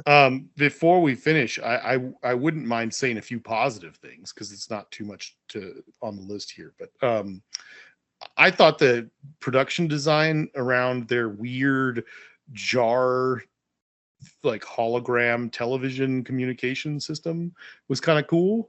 Like if you're going to try to come up with a sci-fi tech version, like, not Earth tech way of communicating and stuff like that. I thought that was, I'll just say, way better than the stupid liquid metal thing that they had in Man of Steel. Made a lot more sense, and it would be far more useful. Like you see with them turn the thing sideways, and then they get like a nice panorama thing, whatever. It was just way better. The gun thing was kind of cool with the it's like firing a blast, and then when it hits something, it's almost like a liquid metal like type of thing. Like when I say liquid metal, I don't mean like T1000. I mean like superheated metal, look. It was kind of cool. They were pretty inconsistent about what they would go through and what they wouldn't go through, so that was kind of annoying. And then I thought the lightsaber fight at the end was cool, especially like the part that Avihai mentioned when the floor tilts because the ship is moving. It didn't last very long, but that portion where they're like suddenly on a tilted floor and the two of them are just like swinging away at each other, I thought that looked pretty good. I thought it could have ended a little better, but I when they see the thing slam into the ground, and it's like sticking in there, and then the two of them land next to it and start fighting hand to hand, I thought she was going to take his body and throw it into the blade. I thought that would have been a lot cooler death for him, but it's all good. Well, I'm sure she's going to kill him 4 more times if there's going to be more movies. So. Yeah, and then that's a good point I would say too, is that I didn't dislike the Korra character and actress, but apparently she was in one of the Star Trek movies, in the makeup. Yeah, she was in Beyond. Yeah, she was in The Mummy too, I think. The Mummy. Yeah, the recent one. I liked her a lot in The Kingsmen, the Kingsmen, the first movie that they made. She was excellent in that. I think she's a good actress, but I think she's really inconsistent in this movie, and I don't even think it's her fault. I think it's some of the dialogue or something. But when I see her fighting in this movie, I believe it. Like some of the fighting's kind of dumb looking because of the way that they shoot it in certain ways, with like the slow-mo and whatever, lack of blood and stuff like that. When you got all these knives that people are using and there's not a drop of blood, it's really odd to see all the slow-mo. But anyway, I believe it when she starts screaming or when she starts fighting and she starts kicking somebody in the face, stuff like that. She's pretty good. And then there's like moments where she's talking with either the guy that she likes at the end or the general. She has a lot of scenes where they're talking and stuff like that. Or even Charlie Hunnam in the first movie, when they're on the ship talking and stuff. And there's moments where it's like I get this feeling of like this weird inconsistent emotion, and I don't understand where it's coming from, but it's I don't know. I thought she was really good in that Kingsman movie, but this one she was okay. Yeah, it's a big movie to carry, and It is. and I'm definitely not opposed to the whole like kick-ass female character. Like that stuff I bought. Like I totally bought that she just trained her entire life and she's that good. But just yeah, it's tough. It's tough to cast that kind of role. Like that's, you know. Yeah. You know what? What you just said right there, Gil, that might be one of the best positive things I can say about this movie is that it is a movie with a lead female character doing a lot of action stuff. And I never got a sense of her being some stupid, poorly written Mary Sue type character where there's like no reason why she's so good at kicking the crap out of people that are bigger than her. She struggles when she fights, and they did a good job with that. What they didn't do a good job with was some of the stuff like for instance, the very first action scene in the movie takes place almost 40 minutes into the movie. It's ridiculous. But when she's trying to save the young girl from getting raped, it's like, at first it's cool. She's swinging the axe around. She's taking their weapons and killing them and whatever. And then once again, problem with slow motion, you cut to a POV shot of the captain holding the girl hostage with her as a human shield, his gun aimed at her. You can see that he's got his sights on her and none of his men are in the way, and he's just not firing. The shot, I mean, the shot within the film within the movie, I mean, goes on for like 3 seconds straight of you see her punch a guy, kick a guy, swing a weapon at a guy, and he's like got his weapon on her and he's just not shooting.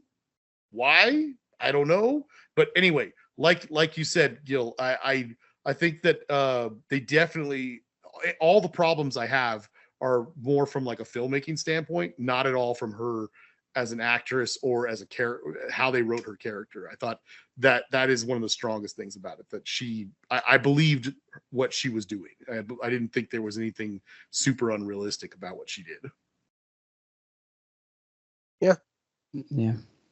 Oh, I did. I thought it was ballsy of them to kill off the chump at the end. You know, I mean, they did it better in Alita.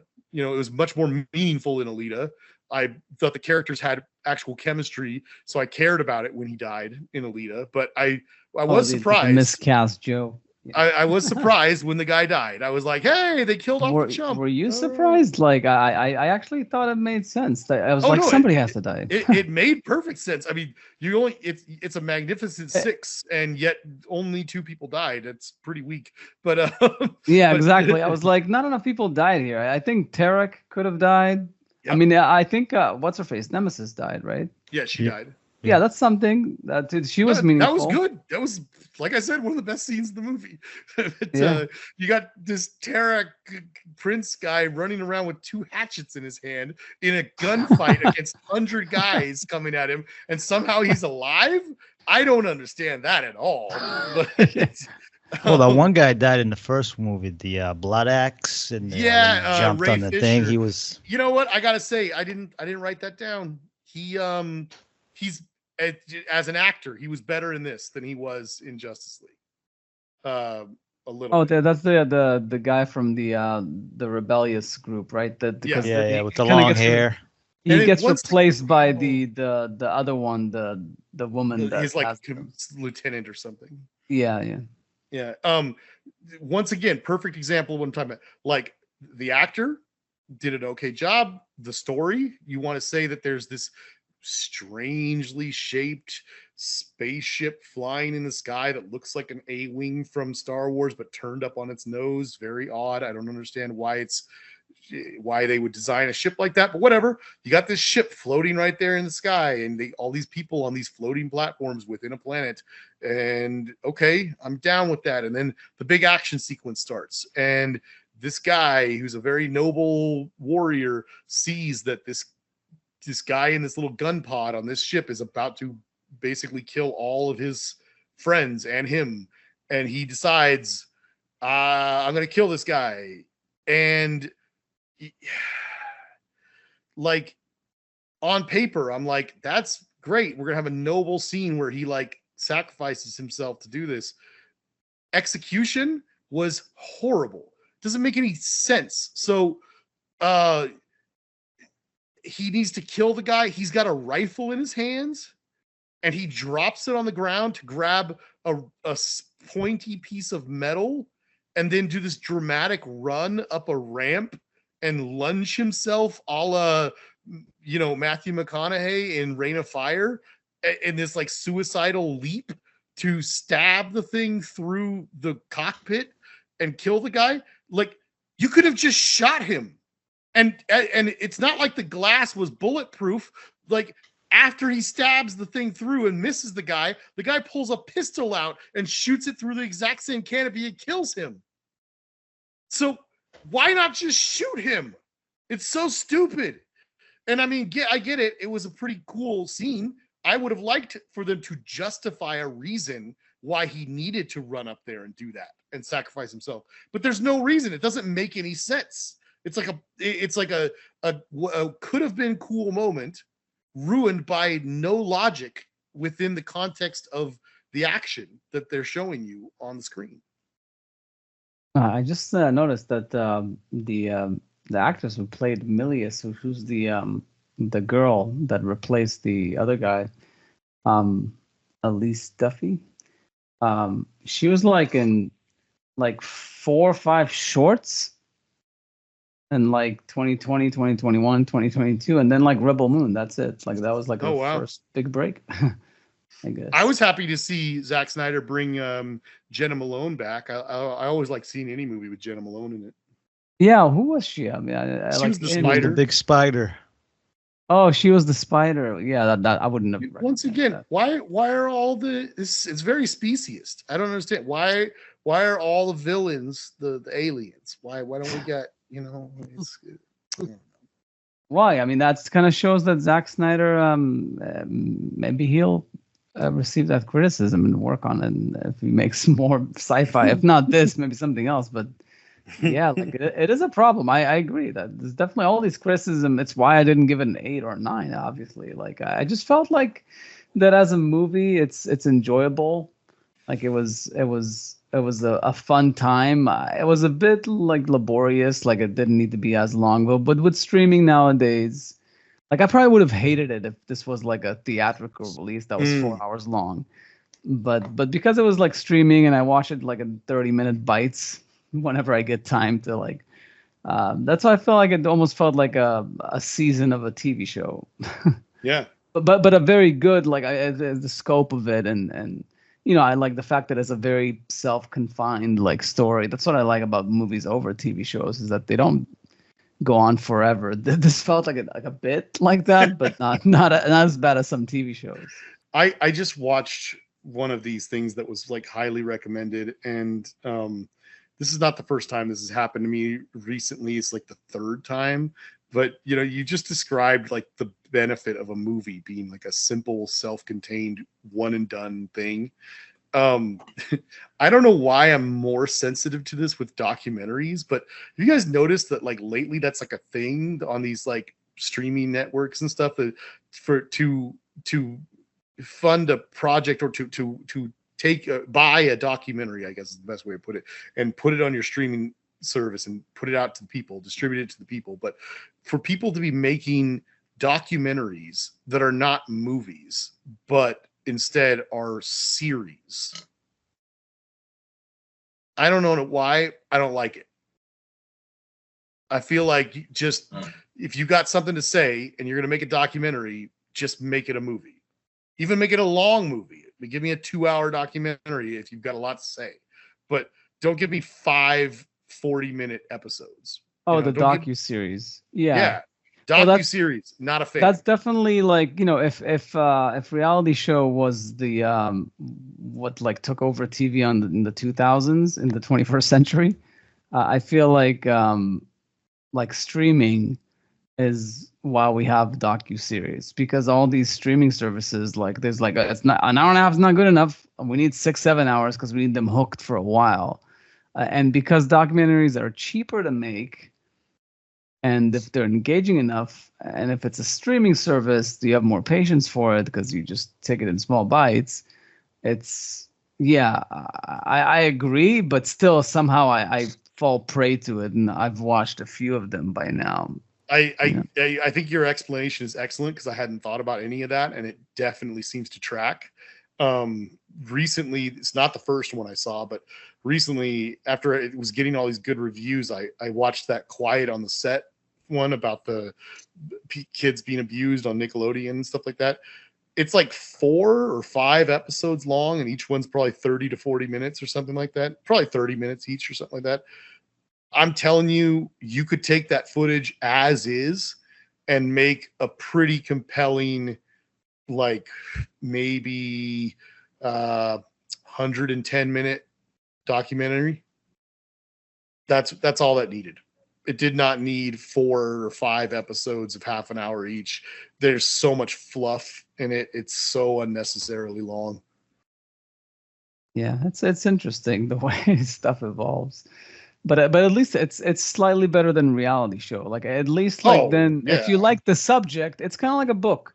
You know, a docuseries is like it's like reading a nonfiction book. You just get more into the details than you would otherwise in an hour and a half movie, and you have a choice to skip episodes or not watch it. You could try to find a different documentary that didn't do it as a docuseries or something. But yeah, true. Yeah, it's I've watched several of those. That's just if it's interesting, it's just a more in-depth thing, I guess. Yeah. Yeah. Cool. Any other thoughts on Rebel Moon before we wrap up? I just had one, and it's not directly about Rebel Moon. You can take it; doesn't have to be on the episode if you don't want to. But I wanted to ask you guys something, because when I was watching this movie, it started making me think about a conversation I had about another movie, and it got me thinking about a concept of filmmaking and storytelling in general, I guess. But this movie, as we already said, is like really derivative, right? And that's not a good thing. You know, like movies shouldn't, or stories in general, you don't want your thing to be criticized as derivative. That's bad, you know. But so when I watch this thing, that's how I feel. I see scenes, and I'm not saying that, you know, I watched the whole thing. It was worth watching, you know, whatever. But when I see certain things, I'm like, that's just this version of that. You know, this is taken from this, and this is taken from that, and so on and so forth. And that's the feel I get from it. And then when I see something brilliant that someone does, you know, and it can be something funny, like Hot Fuzz, where they're very clearly doing like an homage and a send up to a certain thing, you know, and it's funny. Or it could be something serious where they're just the same thing. It's like, this is what we're kind of going for. Think about the hundreds of times people have made a reference to like 2001 or something like that. You know, I mean, there's like so many examples of people doing this well, right? And this kind of like this concept of when something is derivative and when it's not suddenly became this thought in my head after a year ago, when I was having a conversation with my brother and his wife, and they had just gotten done watching what was my favorite movie of the entire year, Everything Everywhere All at Once. And I loved it, and my brother loved it, and his wife was like, didn't like it. And I was like, really? I was just kind of surprised, and I was like, what didn't you like about it? And she goes, she was like, it's all just taking crap from other things. And she's like, I was like, didn't you think that Ratatouille was like the greatest thing you'd ever seen? It was the funniest thing. I laughed so hard. And she's like, that's just kind of playing off of that raccoon and Guardians of the Galaxy, and of course, obviously the most direct reference, which is the Ratatouille movie from the Disney thing. And it's just, that's popular right now, and that's, so they just made a reference to it, you know? Just like a kind of a shoulder shrug was her, you know, reaction to the whole movie. And to me, I was almost kind of dumbfounded because I was like, it's baffling to me that something that I found so clever and so well done as what I would call like a send up to something that was previously made and not at all derivative would by another person be seen as just simply derivative and not interesting. And I don't know what you guys think about that, but that it was very fascinating to me, and I started thinking about it a lot with this movie. I think it depends on how many times it's done, and also if it's humorous. Usually, then it's like poking fun at, like, something that came before. Yeah. But yeah, I think the main issue that I have with Zack Snyder is, like, for you said, The Mandalorian is the best example. Like Favreau, like when he started that show, he had the right approach. It's like Lucas was inspired by samurai movies to write Star Wars. Let's bring it back to the samurai, like the samurai / like Western genre, and make this like lone gunman in the Wild West of space, and have that be the approach. But that's it. Like, just have that log line in your head, but don't start copying scenes, moments, lines of dialogue. Just have that in the back of your head, and then just let originality do its course. Like, let your creativity come up with what comes next, but have that seed in there. But I think Zack Snyder is like stayed a bit too close, and like I said, it's been done. Bug's Life and the westerns that were done, like Magnificent Sevens, a couple of them, right? Yeah. But I don't know. Like, it's if you're gonna do a remake, just do a remake. But this is not a remake. This is a reimagining. But I think he could have kept it looser, like more loose than it was. I like the way you put that. Well, yeah. The only thought that I have lingering about this is there is a positive message that everybody should get from the very existence of Flower Moon. Sorry, Rebel Moon. I don't know why I said Flower Moon. You're thinking of that other movie.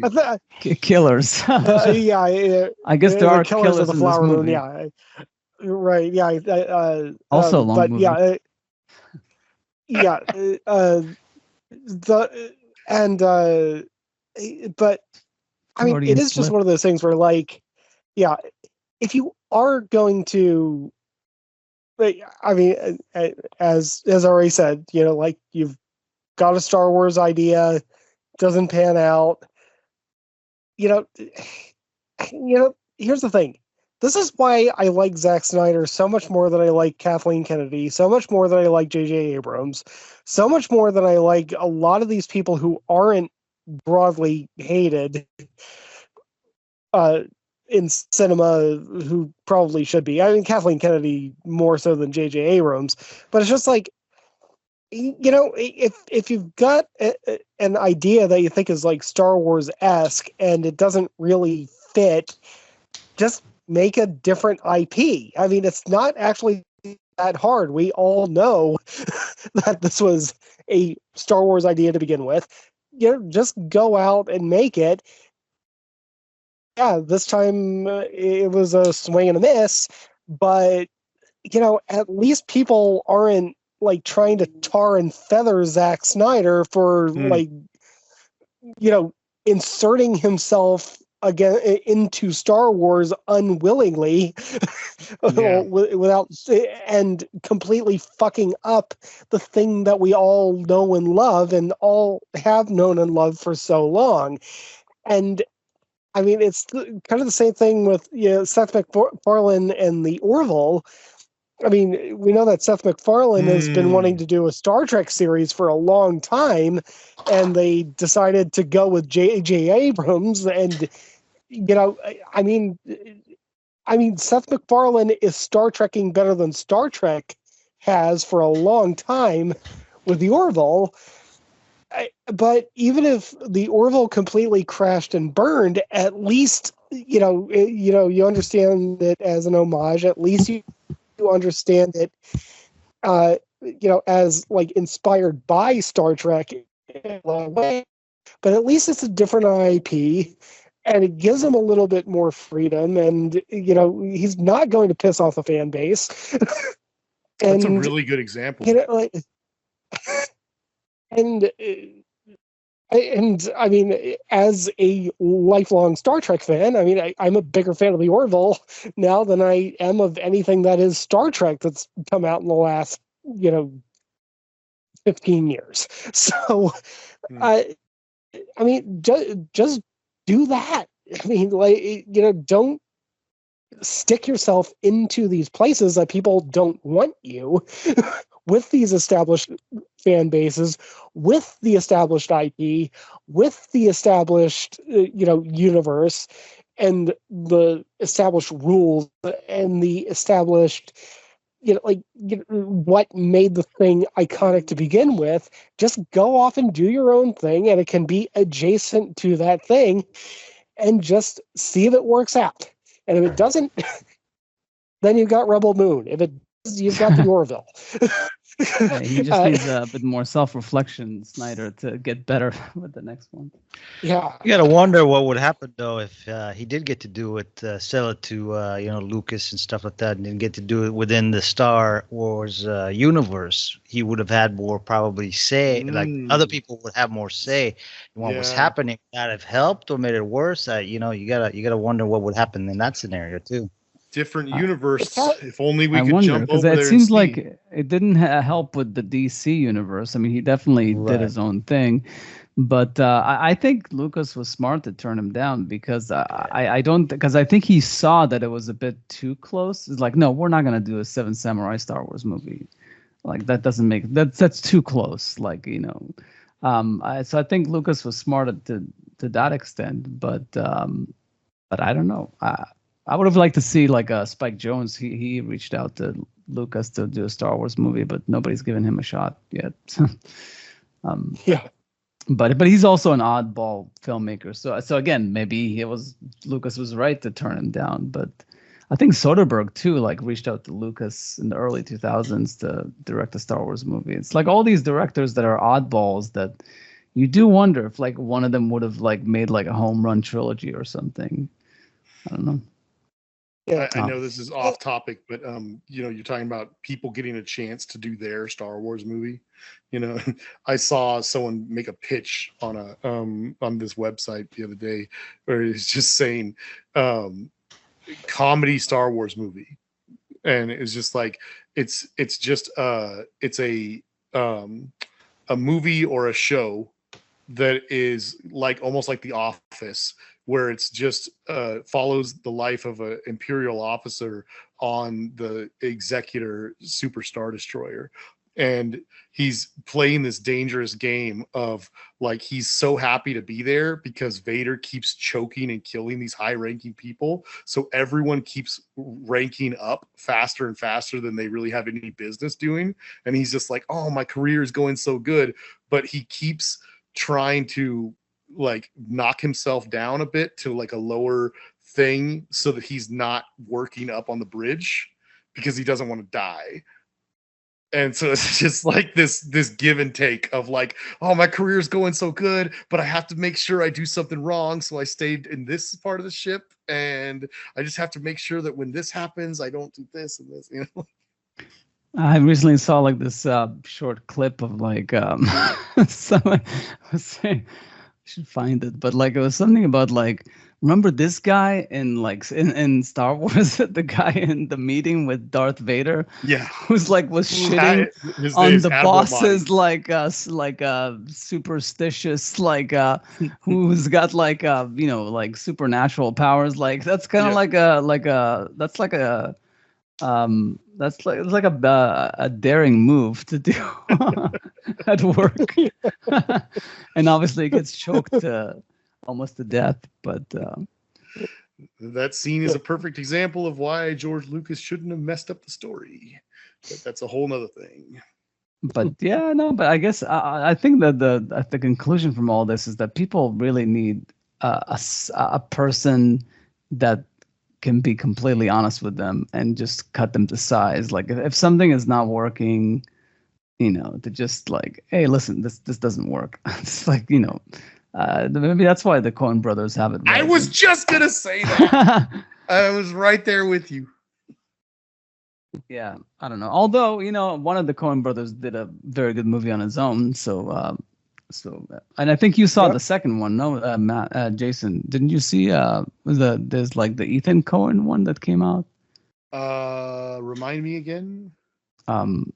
He had like a weird comedy that Yeah. Because One of Joel the Coen did- lesbians who Which one? sorry, go ahead. Yeah, I'm aware of the movie. I can't remember which haven't one it seen is. I know the first one you're talking about was the Macbeth one, right? Yeah, that was Joel. And I did not see that one, but I Yeah. really, really want to see it. Oh, And here then it is. the other one was a comedy. What was it? Yeah, so Ethan Coen did a solo directing job on Drive Away Dolls. Oh yeah, I saw that one. Yeah. It was funny. So- I liked it. It was I think I went into that not knowing that Ethan had directed it, so that's why I was like, oh wow, when I saw his name pop up. But yeah, it's funny. When it finally pops up on streaming, I'll definitely watch it again. If I see it cheap somewhere, I might buy it. I don't know. Yeah. You kind of wonder sometimes. It's an interesting subject. Like, who are these people? Like, say, like Nolan. Maybe Nolan has like his brother. That probably helps, and also his wife. Probably his wife. Yeah, his wife also is pretty powerful on that sense. Like, she's a producer and so she's in there all the time. But yeah, like having someone, Spielberg doesn't really have. I mean, maybe he does to a degree, but the good thing with Spielberg, he's a technician. He doesn't really come up with the stories. But he always finds a way to make them work somehow for the most part. Look at the difference between the original Star Wars trilogy and the prequel trilogy. Like the original trilogy, you had George, and then you had his wife at the time was doing all the editing, and she like really saved Star Wars, of course. Her and John Williams, of course. But and then for the second and third one, where the storytelling actually gets better and better, you got like Kasdan making a big contribution, right? And stuff like that. And you have other directors, of course, doing the directing part of it. And of course, you've got Lucas still providing the awesome story and stuff like that. So, yeah, I mean, and then when he gets to the prequels, he doesn't have any of that except for John Williams, and they kind of suffer, and it's like, you can just see this, like, you gotta have that.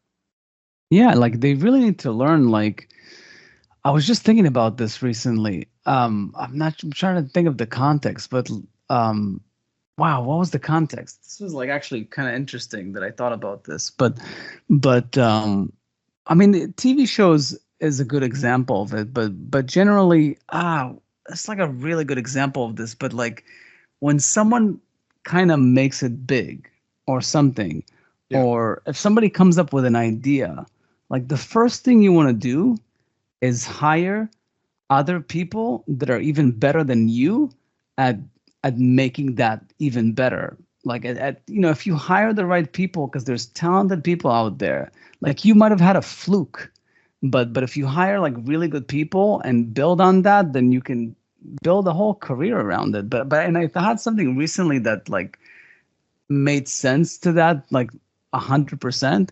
But I can't remember it at the moment. But the only thing I can think of is like TV shows and things like that. Like if you have some concept for a show, like a Cheers or a Seinfeld or something, like, but then you want to maintain it over 9 years or something, that's when you really need to like have good, talented people that can, to really keep it going, because you can't have one person do everything. That's like nearly impossible, and keep it consistent, like really consistent, like and I think movies is the same way. Like it's, if you're smart, you're probably gonna like maybe start doing like some adapted work. Like, look, I mean, Snyder, he should really go back to doing some adapted stuff. Like his best stuff, like Watchmen and 300, were like adapted. So, I mean, I don't know. It just Dawn feels of like the Dead was written by somebody else. Yeah, so like I think it's finding, I guess like what's his face? Like I think Tom Cruise kind of gets that with the Mission Impossible because he brought in like what's his face? Macquarie. Um, they're like inseparable now. I saw them in the Wimbledon final, sitting together. For the Macquarie's like all gray hair, and Tom Cruise looks like he's 18 years old, um, even though they're the same age probably. But, anyways, it's funny, but yeah, like, that's you just gotta get good people in there that just like can really like kind of like work the dough and just get really good stuff like Lucas. And you know what? I mean, the degree. I mean, even though we don't like what happened with Star Wars for the most part, there's still some good stuff. You know, some of the Mandalorian stuff. You know, some of the Andor stuff. You know, we did get like Andor was couple of great. good movies. Yeah, so like it's, but I guess it is a lot of misses. There's a lot of misses too. So I don't know. I think outside of the main trilogy, it's pretty good. You know, I mean, you got the Andor was really good. The Mandalorian was really good. The Boba Fett thing was really rushed, unfortunately, but there was some good in that too. And that suffers from the opposite. It's like too much too soon. Like they should have done Yeah. like, you know, one or two series at a time, not go nuts like in 10 different directions.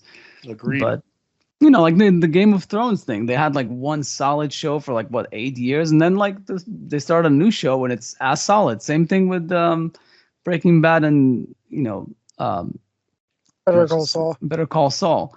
Like you know, if you have the right people working on it and you pace yourself and you do it the right way, you can get good consistent results. Like I think TV is probably the best example of it. Even though I don't watch a lot of it, but it seems like you know if you pace yourself, you can really get good solid you know content made and get the right people. By the way, Christopher McQuarrie is 7 years younger than Tom Cruise. No, no. Yeah. It looks like he can be his father. I have to look this up now. No, I'm I got to see kidding. this picture you're talking about.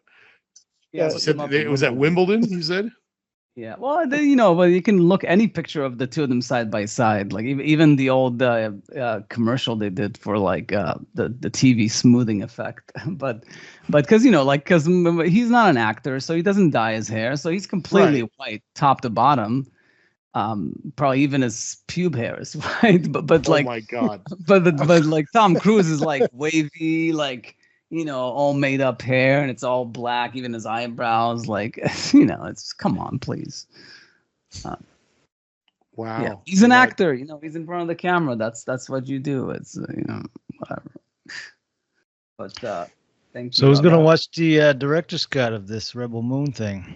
Yeah, not Jason apparently. If I see some footage of something that really catches my eye, I might skim it a bit and see if I can get it to make me want to watch it. But I mean, I think I had enough. Yep, that's about right. Well, that's the question. Would you see the sequel if there is one?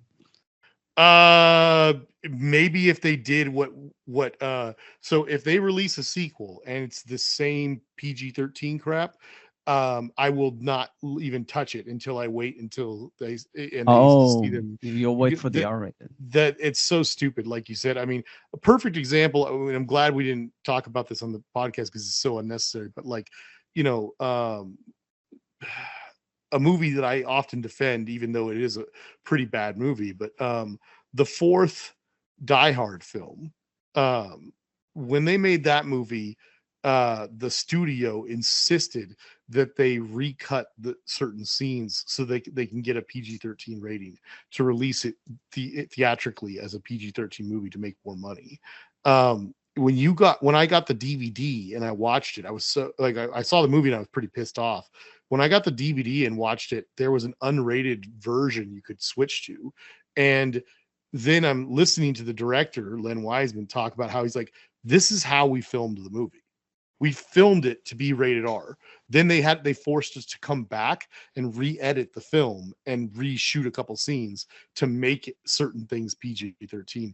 And when you watch the side by side, you're like, this is ridiculous. It's so chopped up and weird when they are cutting around violence to like it's hacked up and it's just the pacing of the action feels wrong. And then you watch the other version and it's like, why was there a beat there? Oh, because there's supposed to be a splatter of blood across this console and they wanted to show that and emphasize it, and it does something to you viscerally when you see it, and they just digitally removed it, so the camera just pans to the console for no reason. And it's like it's just a perfect example of how to like ruin your movie, to take the way it's meant to be filmed and change it. And it's like what you just said, earlier. If this is what they wanted, if Zack Snyder wanted it a certain way, just release that. And if you absolutely think that you're going to make more money with a PG-13 version, release them simultaneously. Yeah. Give me the choice. But don't give me this bullshit where you're like, here's the movie, and then 6 months later, guess what, guys? If you like that, the next one's going to have more blood and tits. I guess that's kind of like the docuseries is like to try to squeeze more viewing hours from the same subject. Because people sell like there's always like special edition DVDs and stuff like that come out for movies. They're like, director's cut or like R-rated. I used to be all about that stuff. Yeah, like fucking what's his face, Ridley Scott with like the 7 versions of Blade Runner. What's the Apocalypse Now? The Redux. Oh, the Redux. Yeah. But I mean, it is just true that given the context and especially given Netflix's reputation of being fairly laissez-faire. I mean, even the fact that South Park had that whole bit of Netflix, you're greenlit, Yeah. all that stuff. I mean, how they answer the phone. Yeah, right. I mean, it just reeks of a complete lack of creative chutzpah or creativity, or not creativity, integrity. Yeah, to feel like I mean, people have fought tooth and nail for. I mean, there was just a story the other day about how like Matt and Trey, when they were making the South Park movie, apparently the studio wanted them to make a PG-13. Yeah, and they're like, fuck no, and it's the movie that we know and love today. But I mean, there is a long history of filmmakers fighting for that creative integrity and pushing the limits. And like the idea that a director would be in a situation where it's like, oh no, we'll let you put out the R-rated, or we'll let you put out the NC-17. Like, okay, but I'm still going to shoot the PG-13 version first. No. I mean, that's kind of a big middle finger to all the people who fought before you to be able to make the movies. I mean, generally, I just don't think there should be like multiple ways to make a movie. I think if part of the deal is you want to discuss, are we making, because like the original Star Wars was harmless. There wasn't much in there. Like it's definitely very PG, possibly PG, not even PG-13. I think I finally convinced Diana to finally let the kids watch it. She just wants to be there, so we need to find a time that we're all home. But Return of the Jedi can be a little rough for kids at the end when he's getting tortured and stuff.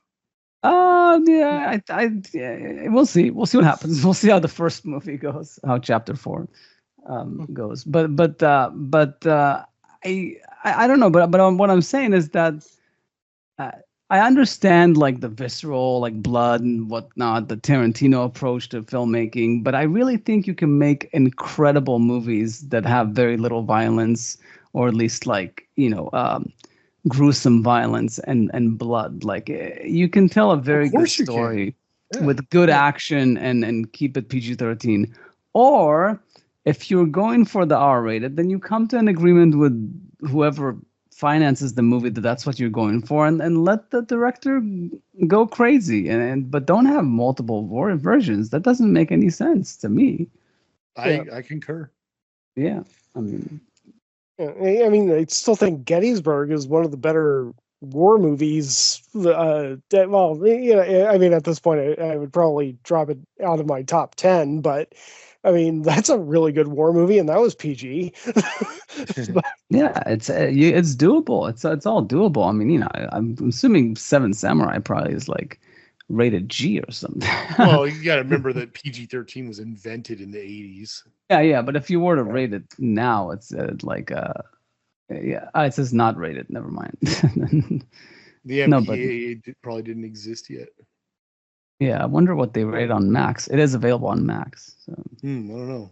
It says TV 14. Yeah, like age 14. Okay. Yeah, that works. Yeah, it's PG-13 basically. Yeah. Anyways, yeah, but thank you, Avihai, again for joining us. Thank you guys. This was excellent very interesting. insights from your experience. Yeah. From my torture. And maybe next time when you join us, you can come up with a movie, just a random movie that you want to talk about, not necessarily that I maybe didn't work on and suffered through. Yeah, exactly, and then maybe get into more of the. I mean, this one I already suffered twice. I worked on it and then I had to watch it. So, which was worse? No, just kidding. Definitely working on it. I believe it.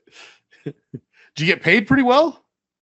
I mean, yeah, you get the scale rate for a grip, and it was long. Like I said, long hours. $4.50 a day or something like that. No, it's hourly. It's I forget what it was. It was 45 an hour. It's I think closer to 50 an hour now. So nice. Yeah, there's a lot of days with they skip lunch, so you get meal penalties. You know, so yeah. They at the beginning of the movie, they were spending a lot of money very fast, and then towards the end, we can't afford that anymore. So no, we're not doing that. Yeah, wow. But yeah, it's good times. I'll let you know if there's a third one coming. All right. Yeah. Right.